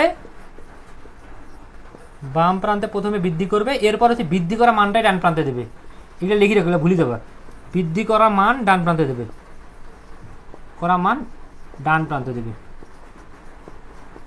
ডান প্রান্তে দেবে, বাম প্রান্তে প্রথমে বৃদ্ধি করবে, এরপর বৃদ্ধি করা মানই ডান প্রান্তে দেবে। তাহলে খেয়াল করে দেখো এবার কি হবে, বাম প্রান্তে মান আগে বৃদ্ধি করবে, এইটা দিয়ে আমি করাই, যেমন যেটা মিশিয়ে দিই, এইটাই সলভ করে দেই, যে কি আছে আমার দেখো জে আই, তাহলে বাম প্রান্তে কোনটা আছে জে, ডান প্রান্তে কি আছে আই, তাহলে বাম প্রান্তে আগে কি করবে বৃদ্ধি করবে, বৃদ্ধি করলে কত আসছে 6 রেখে 7, এবার কি করছে দেখো বৃদ্ধি করা মানেই ডান প্রান্তে দেবে, বৃদ্ধি করা মানেই ডান প্রান্তে দেবে 7, তো এটাও 7 ওইটাও 7। তাহলে শর্টকাটটা কি বললাম, যদি প্লাস প্লাস পরে থাকে আগে বাম প্রান্তে অ্যাসাইন করবে, করলো, করার পর ডান প্রান্তে 1 বৃদ্ধি করে দেবে, আর যদি প্লাস প্লাসটা আগে থাকে প্রথমেই বৃদ্ধি করবে, বৃদ্ধি করা মানটাই পরে দেবে, এটাই হবে। এখন দেখো এর পরিবর্তে যদি মাইনাস মাইনাস থাকে সেম কনসেপ্ট, জাস্ট বৃদ্ধির জায়গায় এবার কমবে, কনসেপ্ট সেম থাকবে, যদি মাইনাস মাইনাসটা পরে থাকে তাহলে প্রথমে কী করবে, বাম প্রান্তের মান অ্যাসাইন করবে, করো, এবার জাস্ট কমাই দেবে, কমাই দিলে কত আসছে 5, এবার মাইনাস মাইনাসটা যে আগে থাকে তাহলে কি হবে, প্রথমেই কমাই দেবে, কমাইলে কত আসছে 5, কমা মানটাই আবার দেবে, সেম প্লাসেরটা বুঝলে মাইনাসটা একই। এখান থেকেই সিকিউতে খ নম্বরে গুরুত্বপূর্ণ একটা প্রশ্নটা লিখে রাখো, যে প্লাস প্লাস আই ও আই প্লাস প্লাসের পার্থক্য লিখো, বা এইভাবে বলতে পারে প্লাস প্লাস ভেরিয়েবল, এটা আমার শিটের মধ্যে কিন্তু দেওয়া আছে, ও ভেরিয়েবল প্লাস প্লাস এর পার্থক্য লেখো, এটা কিন্তু খ নম্বরে আসছে অনেকবার, এই দুটোর মধ্যে পার্থক্য, এই পার্থক্য কনসেপ্টটা কিন্তু সেম, এই কনসেপ্ট দিয়ে লিখতে হবে। এরপর আমাদের কি আছে অ্যাসাইনমেন্ট অপারেটর, অ্যাসাইনমেন্ট অপারেটরটা আমরা দেখবো যে আমাদের যখন মনিটরে যাবো তখন আমরা দেখবো অ্যাসাইনমেন্ট অপারেটর, অ্যাসাইনমেন্ট অপারেটর দিয়ে কিন্তু এমসিকিউতে আসবে, ওটা কোড রিলেটেড, এই জন্য আমি কোড রিলেটেডগুলো আমি দেখাবো হচ্ছে মনিটরে। তো এইটা হচ্ছে অ্যাসাইনমেন্ট অপারেটর, এটাকে বলা হয় ইকুয়াল, এটা মনে রাখো, এর আরও কাজ আছে, এর আরও অনেক কাজ আছে, যখন আমরা যাবো কোডে তখন দেবো। এবার দেখবো সি এক্সপ্রেশন, তো এক্সপ্রেশন একটা সলভ করি, ধরো দেওয়া আছে এক্স সমান সমান কত আছে পাওয়ার 3, 2, দেন আছে তোমার প্লাস 5 মোর 2, দেন আছে কত +3, ওকে, দিয়ে বলছে যে এক্সের মান কত, এটা ক্ষয়েও আসে আবার এমসিকিউতেও আসে, এক্সের মান কত, এই প্রশ্নটা সলভ করতে বলতে একবারে সহজ। এই পাওয়ার 3, 2 মানে কি জানো, এই 3-র উপরে 2 আছে, এটা হচ্ছে বেজ, এটা হচ্ছে পাওয়ার, তো 3-র উপর 2, এটা কি ভাগশেষ নিয়ে কাজ করে, তাহলে 2 দিয়ে 5কে যদি ভাগ করি কত আছে 2 2 4 1, তাহলে এর মান আসছে 1, আর 3 থাকলো, তাহলে কত হচ্ছে 9 + 1 প্লাস হচ্ছে 3, ক্যালকুলেশন করলে আসবে 13, এই যে 13 অ্যান্সার, এইভাবে আসবে কিন্তু পরীক্ষায়। ওকে, তারপরে কি ওয়ার্ড হয়েছে আমাদের, আর মনে রাখতে হবে ফরম্যাট স্পেসিফায়ার, ফরম্যাট স্পেসিফায়ার পড়বা হচ্ছে সিকিউতে যেটা পড়ছে, আমি আরেকবার রিপিট করে দিই, ফরম্যাট স্পেসিফায়ার এমসিকিউতে আসে, এটা মনে রাখো, ফরম্যাট স্পেসিফায়ার, ইন্টিজারের ফরম্যাট স্পেসিফায়ার হচ্ছে %, এটা সিকিউতে ডিটেলস বোঝানো হয়েছে, ফ্লোটের ফরম্যাট স্পেসিফায়ার হচ্ছে %f, ক্যারেক্টারের ফরম্যাট স্পেসিফায়ার হচ্ছে %c, তারপরে হচ্ছে ডাবলটা ম্যাক্সিমামে ভুল করো, ক্যারেক্টার ডাবল হচ্ছে %lf, আবার আরেকটা দেখো লং ফ্লোট, এটা তোমরা অনেকে জানো না, লং ফ্লোটের হচ্ছে %li, তো না LD, সরি LD, %LD মানে এটার বড়টা, এই আর কি, এটা মনে রাখতে হবে। এবার আমরা চলে যাই হচ্ছে তোমার কন্ডিশন। কন্ডিশন থেকে যে জিনিসটা জানতে হবে, কন্ডিশনাল। সি প্রোগ্রামিংয়ে কন্ডিশনাল স্টেটমেন্ট, সি প্রোগ্রামিংয়ে কন্ডিশনাল স্টেটমেন্ট হচ্ছে 4টি। এইটা একটা এমসিকিউতে আসছিল 24-এই। কন্ডিশনাল স্টেটমেন্ট 4টি,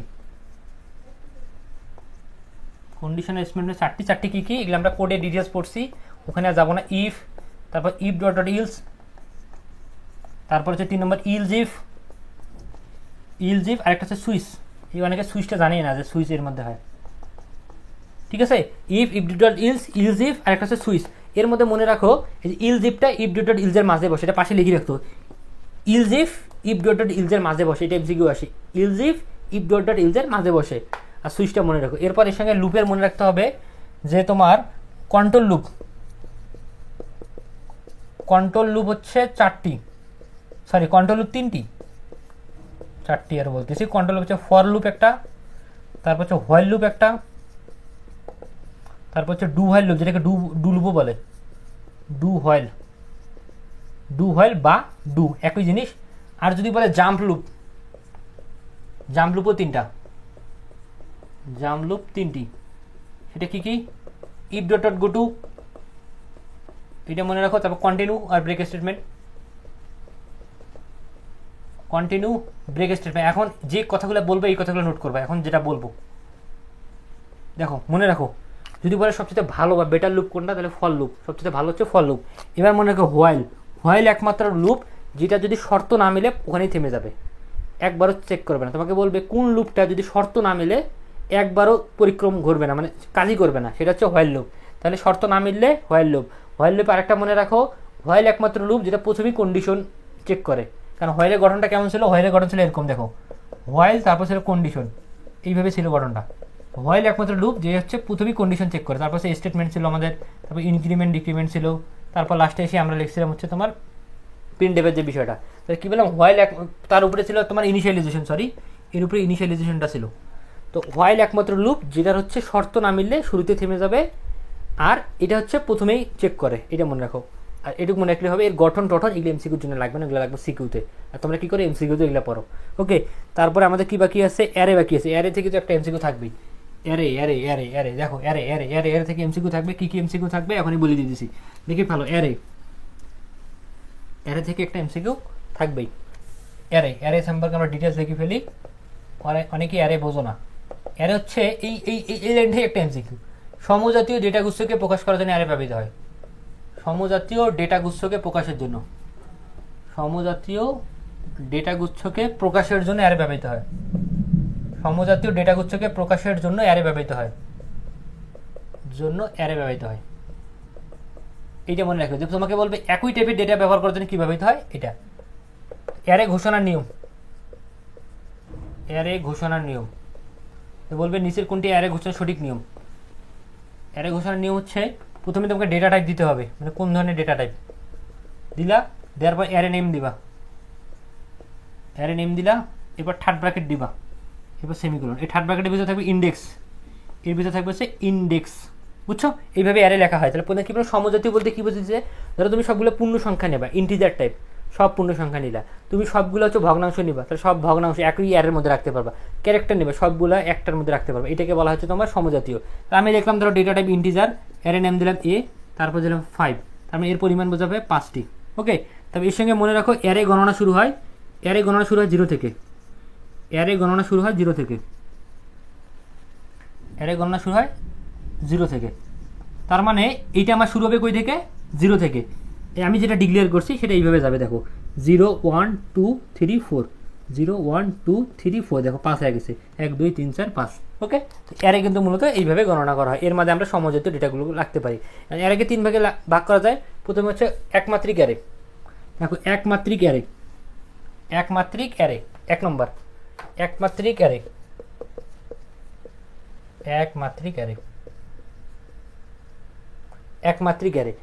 অ্যারেতে কি হবে? একটি সারি ও একটি কলাম থাকবে, লেখার নিয়ম কি?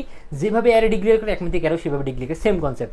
একমাত্রিক অ্যারেও সেভাবে ডেটা টাইপ, অ্যারে নেম, দেন এত, ওকে। তো এখন এখানে তোমাকে বলবে নিচের কোনটি একমাত্রিক অ্যারে বা 1 ডাইমেনশনাল অ্যারে। তো তোমাকে দেখেই বুঝতে হবে যে যেটার মধ্যে একটা ঘর থাকবে এটা হচ্ছে একমাত্রিক অ্যারে। তাহলে এখানে কি হতে পারে, 5টা রো হইতে পারে, 5টা কলামও হইতে পারে, অর্থাৎ এইভাবে সাজানো হতে পারে 0 1 2 3 4 এইভাবেও হইতে পারে, আবার 0 1 2 3 4 এইভাবেও হইতে পারে। 5টা সারিও থাকতে পারে, 5টা রো থাকতে পারে। ওকে, অর্থাৎ একটা সারি বা একটা কলাম থাকবে। এটা হচ্ছে একমাত্রিক অ্যারে। আর ঘোষণার নিয়মটা ভালোভাবে দেখে নাও। এবার দেখো দ্বিমাত্রিক অ্যারে। দ্বিমাত্রিক অ্যারে ঘোষণার নিয়মটা একটু অন্যরকম, এটা আমরা একটু দেখে দিই।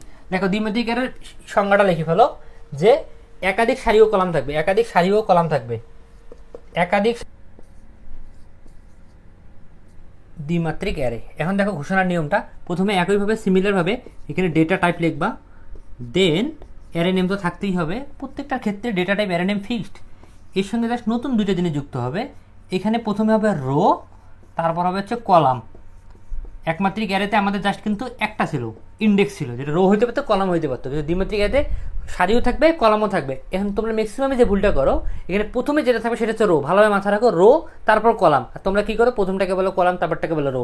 এবার খেয়াল করো, যদি আমরা উদাহরণ লিখি, দিলাম ইন্টিজার, দেন হচ্ছে এ, দেন হচ্ছে আমি মনে করো দিলাম হচ্ছে 5, এরপর হচ্ছে দিলাম হচ্ছে 4।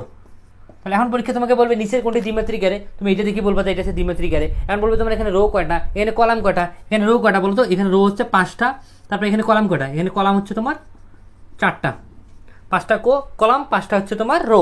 এরপর আরেকটা প্রশ্ন আসে যে এখানে টোটাল এলিমেন্ট সংখ্যা কত। একবারে সহজ, টোটাল এলিমেন্ট সংখ্যার কথা বললে 5 আর 4 গুণ করে দেবা। টোটাল এলিমেন্ট যদি বলে কি করবো, 5 আর 4 গুণ করে দেবো। তাহলে 5 4 কত আসতেছে, 20 আসতেছে, 5 গুণন 4, এই হচ্ছে টোটাল 20।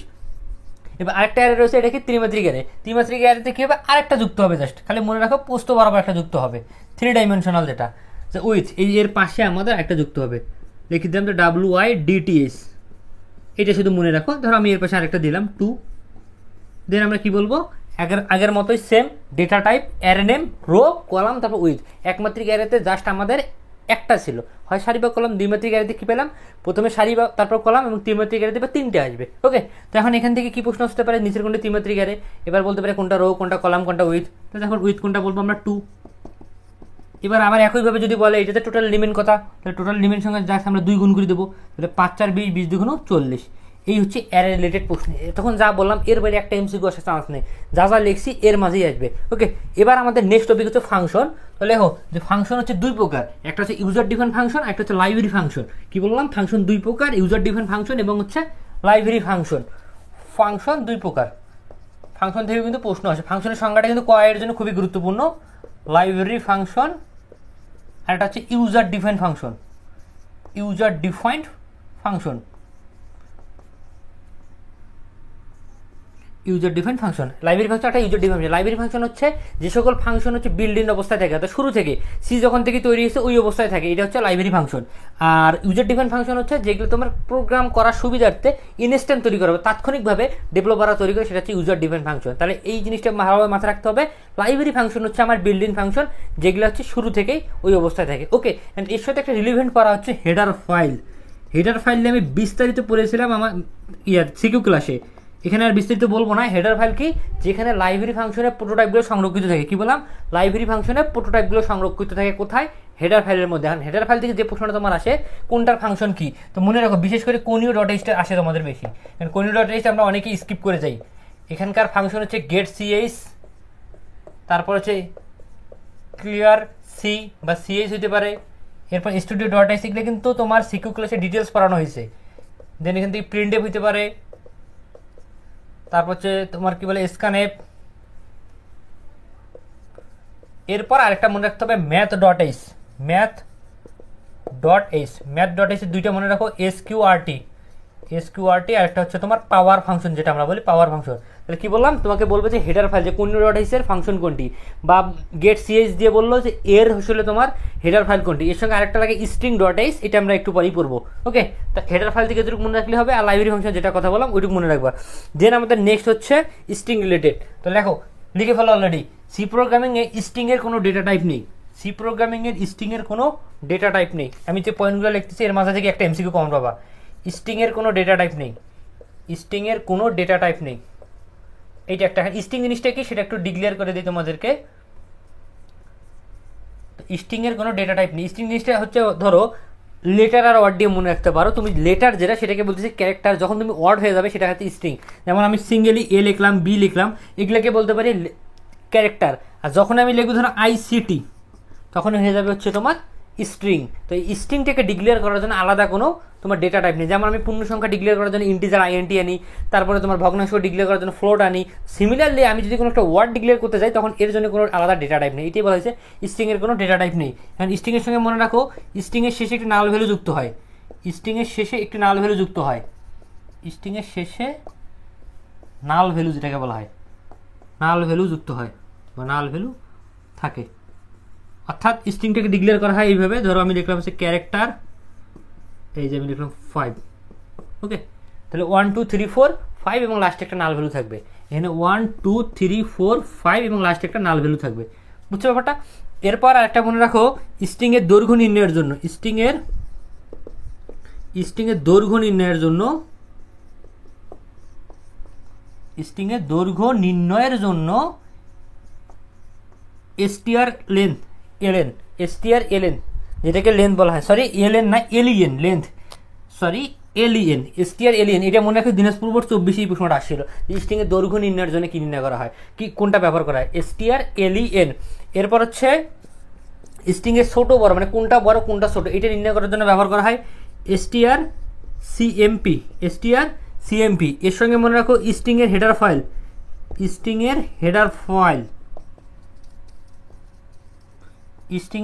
হচ্ছে string.h। তা এই যে পয়েন্টগুলো বললাম এগুলো খুব ভালোভাবে মনে রাখতে হবে। স্ট্রিং এর কিগুলো কোনো ডেটা টাইপ নেই, স্ট্রিং এর শেষে একটা নাল ভ্যালু যুক্ত হয়। দেন হচ্ছে স্ট্রিং এর দৈর্ঘ্যের জন্য স্ট্রিং লেন্থ, strlen ব্যবহৃত হয়। স্ট্রিং, তারপরে CMP, এটা ব্যবহার করা ছোট বড় নির্ণয় করার জন্য। স্ট্রিং এর হেডার ফাইল হচ্ছে string.h। এই কটা মনে রাখবা। আর শুরু থেকে এতক্ষণ আমি যা বললাম থিওরির জন্য এগুলো এনাফ, এর বাইরে কিছু লাগবে না। বোর্ডে যে লাইনগুলো আছে প্রত্যেকটা তোমার খাতার মধ্যে নোট করতে হবে। এখন আমি তোমাকে 30টা টাইপ দেখাবো লুপ রিলেটেড। আসলে আমি তোমার অন্যান্যর মতো যে একবার ধরে ধরে দেখাবো যেগুলো পড়ছে এইভাবে, এরকম না ব্যাপারটা। আমি 30টা ভিন্ন ধরনের টাইপ দেখাবো, যে 30টা লুপ যদি এখন সলভ করো তোমার অটোমেটিকলি লুপ রিলেটেড যতগুলো আছে একটাও আটকাবে না। চলো এখন আমরা মনিটরে যাই। চলো তাহলে এখন আমরা বাসাইকৃত 30টা লুপ রিলেটেড যে সমস্যাগুলো আছে এগুলো সমাধান করবো। তো চলো প্রথম প্রশ্ন যেটা দেওয়া রয়েছে, যে দেখো বলছে i এর মান হচ্ছে 1, তারপরে যাবে হচ্ছে 9 পর্যন্ত, বৃদ্ধি হবে 2 করে। এখন আমি একটা জিনিস বুঝাই দিই, অনেকে এটা বুঝতেছে না যে 1 থেকে কেন শুরু হইলো, যাবেই বা কেন এই পর্যন্ত। খেয়াল করো প্রত্যেকটা লুপের ক্ষেত্রে মনে রাখবা যে ফর দিয়ে যেগুলো তৈরি করা আছে, প্রথমে যেটা থাকবে এটা হচ্ছে শুরু, এইখান থেকে শুরু। এমসিকিউর ক্ষেত্রে টেকনিক সব সময় খাটাব আর কি এটা। এরপর হচ্ছে এই পর্যন্ত যাবে, 9 পর্যন্ত যাবে। আর এরপর আমাদের কি দিয়ে আছে +2, এটা হচ্ছে ব্যবধান।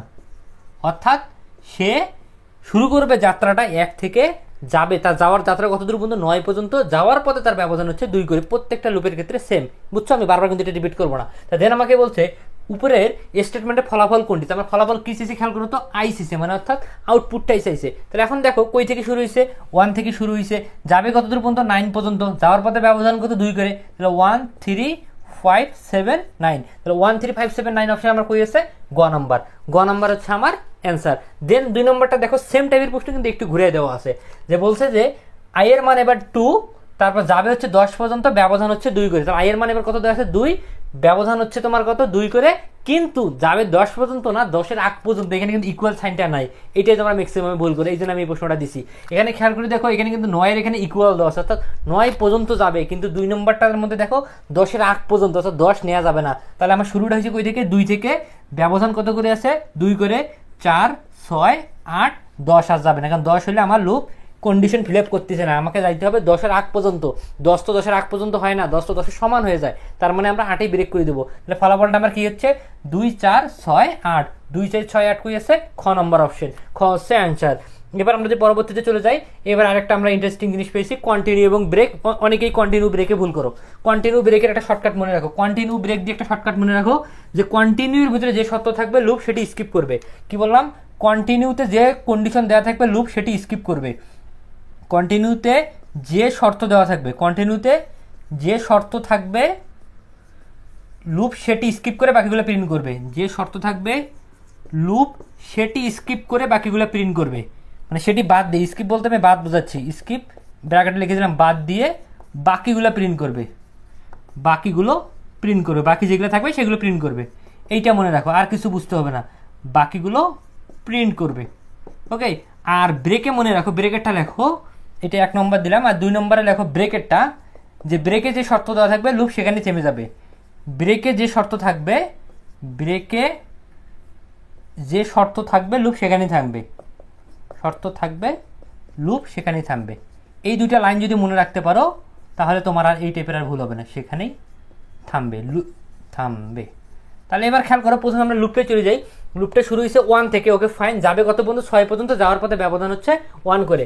1 থেকে শুরু হয়, এইভাবে তার যাওয়ার কথা 1 2 3 4 5 6, এই পর্যন্ত তার যাওয়ার কথা।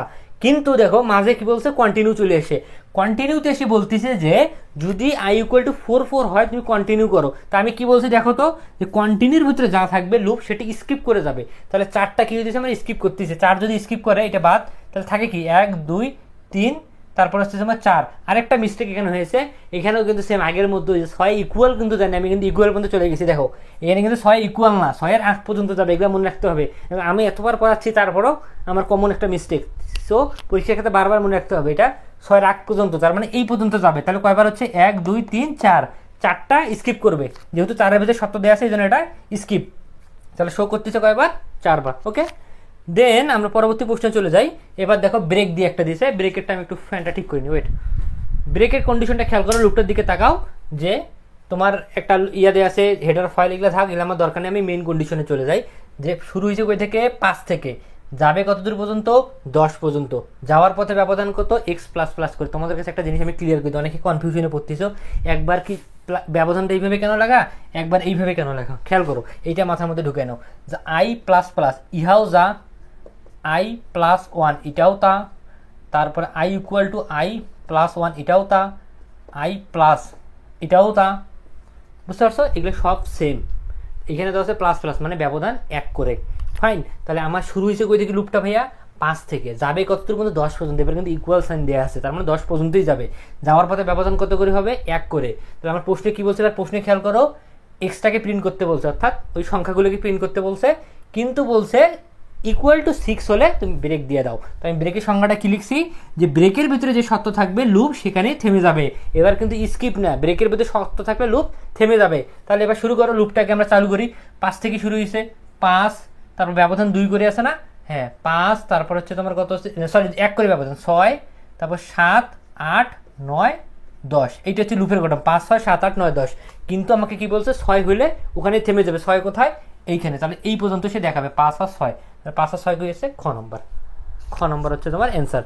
এবার আমরা যদি পরবর্তী একটা হোয়াইল লুপ দেওয়া আছে, এবং কন্ডিশনটা কি বলা আছে দেখো, প্রথমে 3 দ্বারা এই 5কে ভাগ করবে। ওকে, তুমি ভাগ করো, তাহলে কত আছে? 3 1 3 ভাগশেষ 2। এখানে মডিউল দেওয়া আছে, অর্থাৎ এটা ভাগশেষ নিয়ে কাজ করে, আর ডিভিশন মানে হচ্ছে ভাগফল নিয়ে কাজ করে। ওকে ফাইন, দেন বলছে এই যে ভাগশেষ যেটা আসে এটা কি 5-এর ছোট কিনা। দেখো এটা এম এর মানটা আমরা যেটা পাবো, এটা আমরা এই কন্ডিশনে হোয়াইলে বসাবো, যে এ 5-এর ছোট কিনা। আমার কত আসে? 2। ওকে ফাইন, যদি 2 5-এর ছোট হয় তাহলে প্রিন্ট করবে আইসিটি এবং একবার করে বৃদ্ধি পাবে। বুঝতে পারছো বিষয়টা? প্রথমে হচ্ছে 3 দ্বারা 5কে ভাগ করবে, যে ভাগশেষটা আসবে ওইটা ওখানে গিয়ে চেক করবে এ কি আসলে তোমার 5-এর ছোট না বড়। যদি 5-এর ছোট হয় তাহলে একবার করে আইসিটি প্রিন্ট করবে। যতক্ষণ পর্যন্ত 5-এর ছোট আছে ততক্ষণ মধ্যে চলমান থাকবে। তাহলে চলো শুরু করি। প্রথমে আমরা 3 দ্বারা 5কে ভাগ করলাম, ভাগশেষ কত পেলাম? 2। তাহলে 2টা সেখানে চেক করবে। তো 2 দ্বারা 5 চেক করলে কি বোঝা যাচ্ছে? যে সত্য ঘটনা, কারণ 5-এর থেকে তো 2 ছোট। তাহলে প্রিন্ট করবে আইসিটি একবার, তাহলে একবার প্রিন্ট হইলো। ওকে ফাইন, দেন কি করবে? 1 বৃদ্ধি করবে। তাহলে 2 থেকে 1 বৃদ্ধি করলে কত আসে? 3। এবার 3 চেক করলো, এটা ছোট নাকি বড়? ছোট, সত্য। আবার একবার প্রিন্ট করলো, যে আরো একবার প্রিন্ট হইলো। তাহলে আবার 1 বৃদ্ধি করে কত আসলো? 4। এটা ছোট না বড়? এটাও তোমার ছোট, সত্য। তাহলে আবার একবার প্রিন্ট করবে, যে আরো একবার প্রিন্ট করলো। ওকে ফাইন, এবার আবার বৃদ্ধি করলো, করার পর হচ্ছে 5। এইটা ছোট না বড়? আসলে 5 5-এর ছোটও না বড় না, 5 হচ্ছে 5-এর ইকুয়াল। তার মানে এখানে এসে লুপটা থেমে যাবে। প্রিন্ট হইতেছে কয়বার? 3 বার। প্রথমে 2 এর জন্য একবার, 3 এর জন্য একবার, 4 এর জন্য একবার। বুঝতে পারছো? আমি আরো একবার রিপিট করতেছি। প্রথমে 3 দ্বারা 5কে ভাগ করবে, ভাগ করার পর যে ভাগশেষটা আছে এই ভাগশেষটা সে এখানে চেক করবে। করার পর যদি সত্যি হয় তাহলে প্রিন্ট করবে এবং 1 করে বৃদ্ধি করবে। কতক্ষণ পর্যন্ত চলবে? যতক্ষণ পর্যন্ত 5-এর ছোট আছে। ফাইন, এভাবে গেছে। এবার 5 নম্বরটা বলছে যদি m+1 পরিবর্তে m+2 যায়, অর্থাৎ 1 ব্যবধান না হয় যদি ব্যবধান 2 করে হয়, তাহলে কতবার প্রিন্ট করবে? তাহলে সহজ, আমার ভাগশেষ কত আসছে? 2।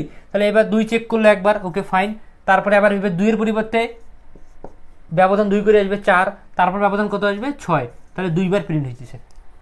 অর্থাৎ আগের বার আমরা ব্যবধানটা কত করে দিয়েছিলাম? 3 করে দিয়েছিলাম না, 1 করে দিয়েছিলাম না? প্রথমে 2, তারপর 3, তারপর 4, তারপর 5।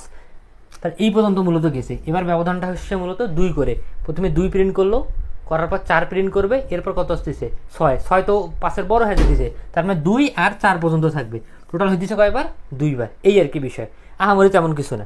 তো এরপর আমাদের নেক্সট কোশ্চেনে যে আমরা চলে যাই, এবার দেখো ব্রেক দিয়ে একটা দিয়েছে যে একটা কন্ডিশন দেওয়া রয়েছে, কন্ডিশনটা প্রথমে আমরা দেখি যে আই এর মান হচ্ছে 1, যাবে হচ্ছে 6 এর আগ পর্যন্ত, এবার কিন্তু 6 ইকুয়াল দেয়নি, ব্যবধান কত হচ্ছে যাওয়ার পথে 1 করে, এইটাকে আমরা লিখি। তাহলে যাবে কতদূর পর্যন্ত, শুরু হবে 1 থেকে 2 3 4 5, লুপটা মূলত এইভাবে চলার কথা, 1 থেকে শুরু হয়ে 6 এর আগ পর্যন্ত যাবে, কিন্তু এইখানে একটা কন্ডিশন দিয়ে দিছে, যদি আই এর মানটা 4 হয় তাহলে ব্রেক দিয়ে দেবে। আমি একটু আগে বললাম যে কন্টিনিউ থাকলে স্কিপ করবে, আর ব্রেক থাকলে ওখানে থেমে যাবে, তো সবটা কি দিয়ে আছে 4 হলে, 4 কোথায় দেখো তো, 4 এখানে, তাহলে এই পর্যন্ত সে প্রিন্ট করবে, কয়বার হলে 1 বার 2 বার 3 বার 4 বার, তাহলে 4 হচ্ছে অ্যান্সার। ওকে, তাহলে এইভাবে চোখ দিয়ে দেখে অ্যান্সার বলা যায়। এরপর আমাদের নেক্সট কোশ্চেনে যদি চলে যাই, আবার একটা লুপ দিচ্ছে, যে লুপটা শুরু হবে 3 থেকে যাবে 20 পর্যন্ত, 20-এর কিন্তু ইকুয়াল দেয়া আছে, ব্যবধান হবে 3 করে। ওকে, আইসিটি লেখাটা কতবার প্রদর্শিত হবে, তাহলে 3 থেকে শুরু হয়েছে 3 6 9 12 15, তারপর 18 21 হলে তো বেশি আছে, তাহলে এই পর্যন্ত 1 বার 2 বার 3 বার 4 বার 5 বার 6 বার, 6 বার প্রিন্ট করবে। ওকে, এইবার পরেরটাতে দেখো কি বলছে, এটাতে অনেকে ঘাবড়ে গেছে যে কি হবে, কিচ্ছু না, একবারে ডাল ভাত।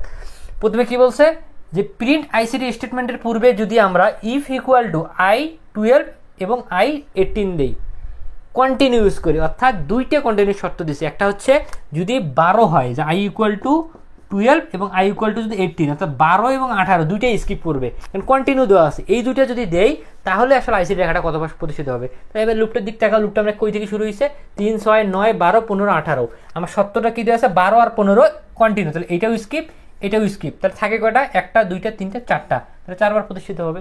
ওকে, এবার আমাদের যে এখানে একটা লুপ দেওয়া আছে, আই এর মান 1, যাবে হচ্ছে 10 পর্যন্ত, ব্যবধান 1 করে, কিন্তু এবার কি করছে, যোগ করতে বলছে।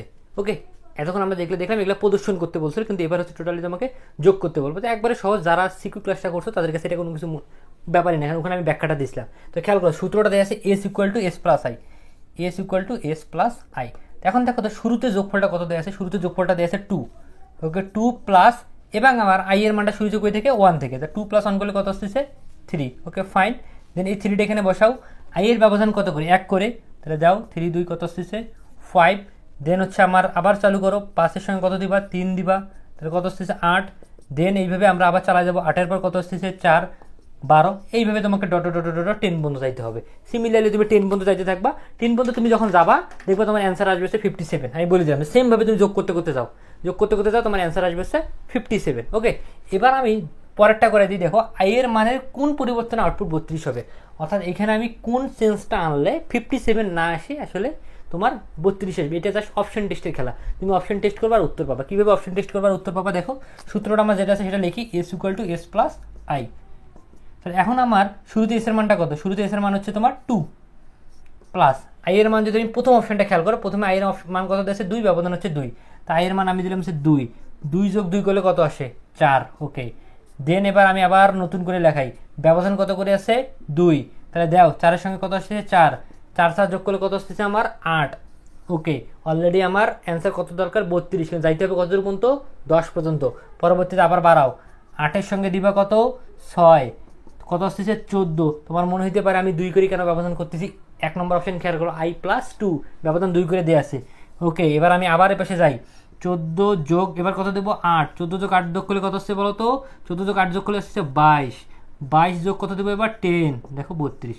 প্রথম অপশনটাই আমার মিলে গেছে 1 নম্বর। এগুলোর ক্ষেত্রে দেখা যাবে ABC এর মধ্যে মেনলি অপশনগুলো থাকে, বুঝতে পারছো, জাস্ট অপশন টেস্ট করবা আর অ্যান্সার হয়ে যাবে। এবার আমি পরবর্তী প্রশ্নে যদি যাই, আমাদের নেক্সট প্রশ্নটা, নেক্সট কোয়েশ্চেনটা একবারে সহজ এবং একটু পেঁচানো, সহজ আবার একটু পেঁচানো, দুইটা একটু ব্যতিক্রম কথা বলে ফেললাম। তো খেয়াল করো, এখানে কি বলছে, এটা হচ্ছে 24-এর একটা প্রশ্ন, একটু মাথা খাটাইতে হবে, যে আই এর মানটা আমার 10 থেকে শুরু হয়েছে, ওকে শুরু হোক, যাবে 15 পর্যন্ত, ব্যবধান যাওয়ার পথে কত 2 করে।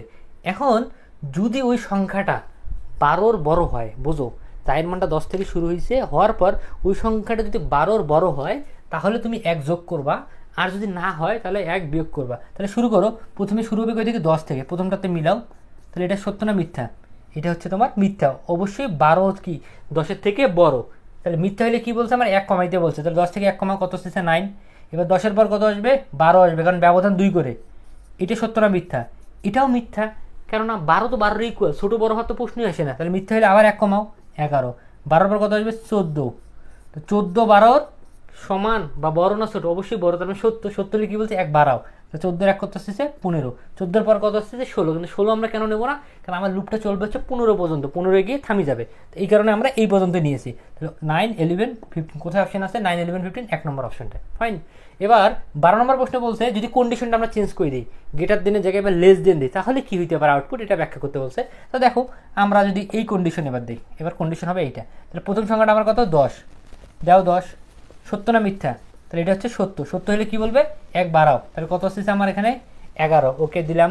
তারপরে সংখ্যা কত আছে 12, এটা সত্য না মিথ্যা, এটা মিথ্যা, কারণ 12 তো 12 ইকুয়াল, মিথ্যা হলে কি করবে 1 কমাবে, কমাইলে কত আসছে 11, ওকে। তারপর কত আছে 14, এইটা সত্য না মিথ্যা, এটা হচ্ছে মিথ্যা, কারণ 14 হচ্ছে 12 বড়, মিথ্যা হলে কি করবে 1 কমাবে, তাহলে কত আসছে 13, 11 11 13 কই অপশন আছে দেখো তো, এই 11 11 13 খ নম্বর অপশনটা, 11 11 13, ওকে।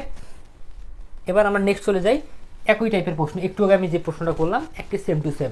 তো খেয়াল করো এখানে এস এর মান কত দেওয়া আছে 0, 1 থেকে শুরু হবে 5 পর্যন্ত যাবে, ব্যবধান 1 করে, আউটপুট কত হবে সিমিলার, আগেরটা যদি বুঝে থাকো এটা কোনো ব্যাপারই না, সেম প্রশ্ন সেম প্রশ্ন। এস ইকুয়াল টু কত আছে তোমার, এবার এস প্লাস আই এর জায়গায় এ দিছে, তাহলে শুরুতে দেখো তো আমার মানটা কত আছে 0, যোগ মান কত শুরু হয়েছে এর মান 1 থেকে, 0 যোগ 1 যোগ করলে কত আসছে 1, ওকে দাও।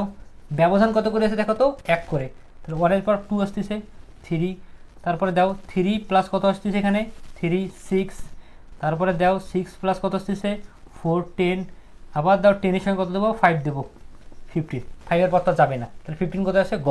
এবার 14 নম্বর অপশনটা তোমাদের কাছে, তোমরা বলো 14 নম্বর উত্তর কত, কমেন্ট করো। তো এটা একটা অপশন টেস্ট, একটু যদি অপশন টেস্ট কি করলাম না, সেম বইয়ের উত্তর না দেখে তুমি আমাকে কমেন্ট করে 14 ইয়া কত, যে লিখে দেবে 14 এর অ্যান্সার এইটা, ওকে। আমি চেক করবো সবার কমেন্ট, 14 তোমরা কমেন্ট করবা, সেম একটু যেটা করালাম। আর এবার আরেকটা দেখো, এটা অ্যাসাইনমেন্ট অপারেটর থেকে আসছে, এই প্রশ্নটা একটু ইন্টারেস্টিং প্রশ্ন, যে ওয়াই কত আছে গুণন এক্স ডিভাইডেড 5, এইটা দেয়া আছে এবং কিছু মান দেয়া আছে, এক্স এর মান দেয়া আছে তোমার কি, এক্স এবং ওয়াই এর মান যথাক্রমে 5 এবং 30, 5 এবং 13 হলে এক্স ওয়াই এর নতুন মান কত, এগুলো একবারে শুধু মান বসাবো উত্তর হবে, অ্যাসাইনমেন্ট অপারেটর মান বসিয়ে দিলে অ্যান্সার হয়ে যায়। খেয়াল করো ওয়াই এর মান কত দেয়া আছে, ওয়াই এর মান দেয়া আছে 30, বসাও। এক্স এর মান কত দেওয়া আছে 5, 5 ডিভাইডেড 5 ক্যালকুলেশন করো, 5 এর সাথে 5 যদি আমরা ভাগ করি কত আসবে 1, জাস্ট এইটার সাথে গুণ করে দাও, 30 এর সাথে 30 গুণ করলে কত আসে 30, ওকে। এখন তুমি আমাকে বলো তো এইটা যদি এই অবস্থায় থাকতো তাহলে অ্যান্সারটা কত আসতো, কমেন্ট করো এটাও, যে এইটা যদি এই অবস্থায় থাকতো তুমি লিখবা যে 15 অ্যান্সার এইটা, যদি এই কন্ডিশনে থাকে, কন্ডিশনটা যদি এইটা থাকে গুণ না থাকে তাহলে অ্যান্সারটা কত আসতো বলো, এটা কমেন্ট করো। দেন আমাদের নেক্সট কোশ্চেনে চলে যাই, এগুলো হচ্ছে আমাদের থিওরি টাইপ কিছু কয়েকটা আছে, এগুলো বলে দিই, গুরুত্বপূর্ণ দিকে আমি তুলছি। যে প্রসেসরের সবচেয়ে কাছে কোনটি মনে আছে, আমি তোমাদের ক্লাসে কিন্তু একটা শর্টকাট শিখেছি, শর্টকাটটা কী ছিল ভিআর সিসিআর, ভিআর সিসি, যারা শুরু থেকে দেখতেছো তারা কিন্তু জানো ভিআর সিসিআর, ভিআর সিসিআর, ভিতে বলছিলাম ভার্চুয়াল মেমোরি, আরতে র্যাম, সিতে ক্যাশ লেভেল 1 ক্যাশ লেভেল 2, আর এটা হচ্ছে রেজিস্টার, মানে সর্বশেষ কি আছে রেজিস্টার, সবচেয়ে কাছাকাছি কি আছে রেজিস্টার, রেজিস্টার অপশন কোথায় এখানে, নিচের কোনটি অস্থির মেমোরি, এই যে অস্থির মেমোরির ক্রম, অস্থির মেমোরি কি virtual memory, RAM, cash level 1 cash level 2, তারপরে রেজিস্টার, অপশন কোনটা আছে তোমার র্যাম, তাহলে র্যাম উত্তর।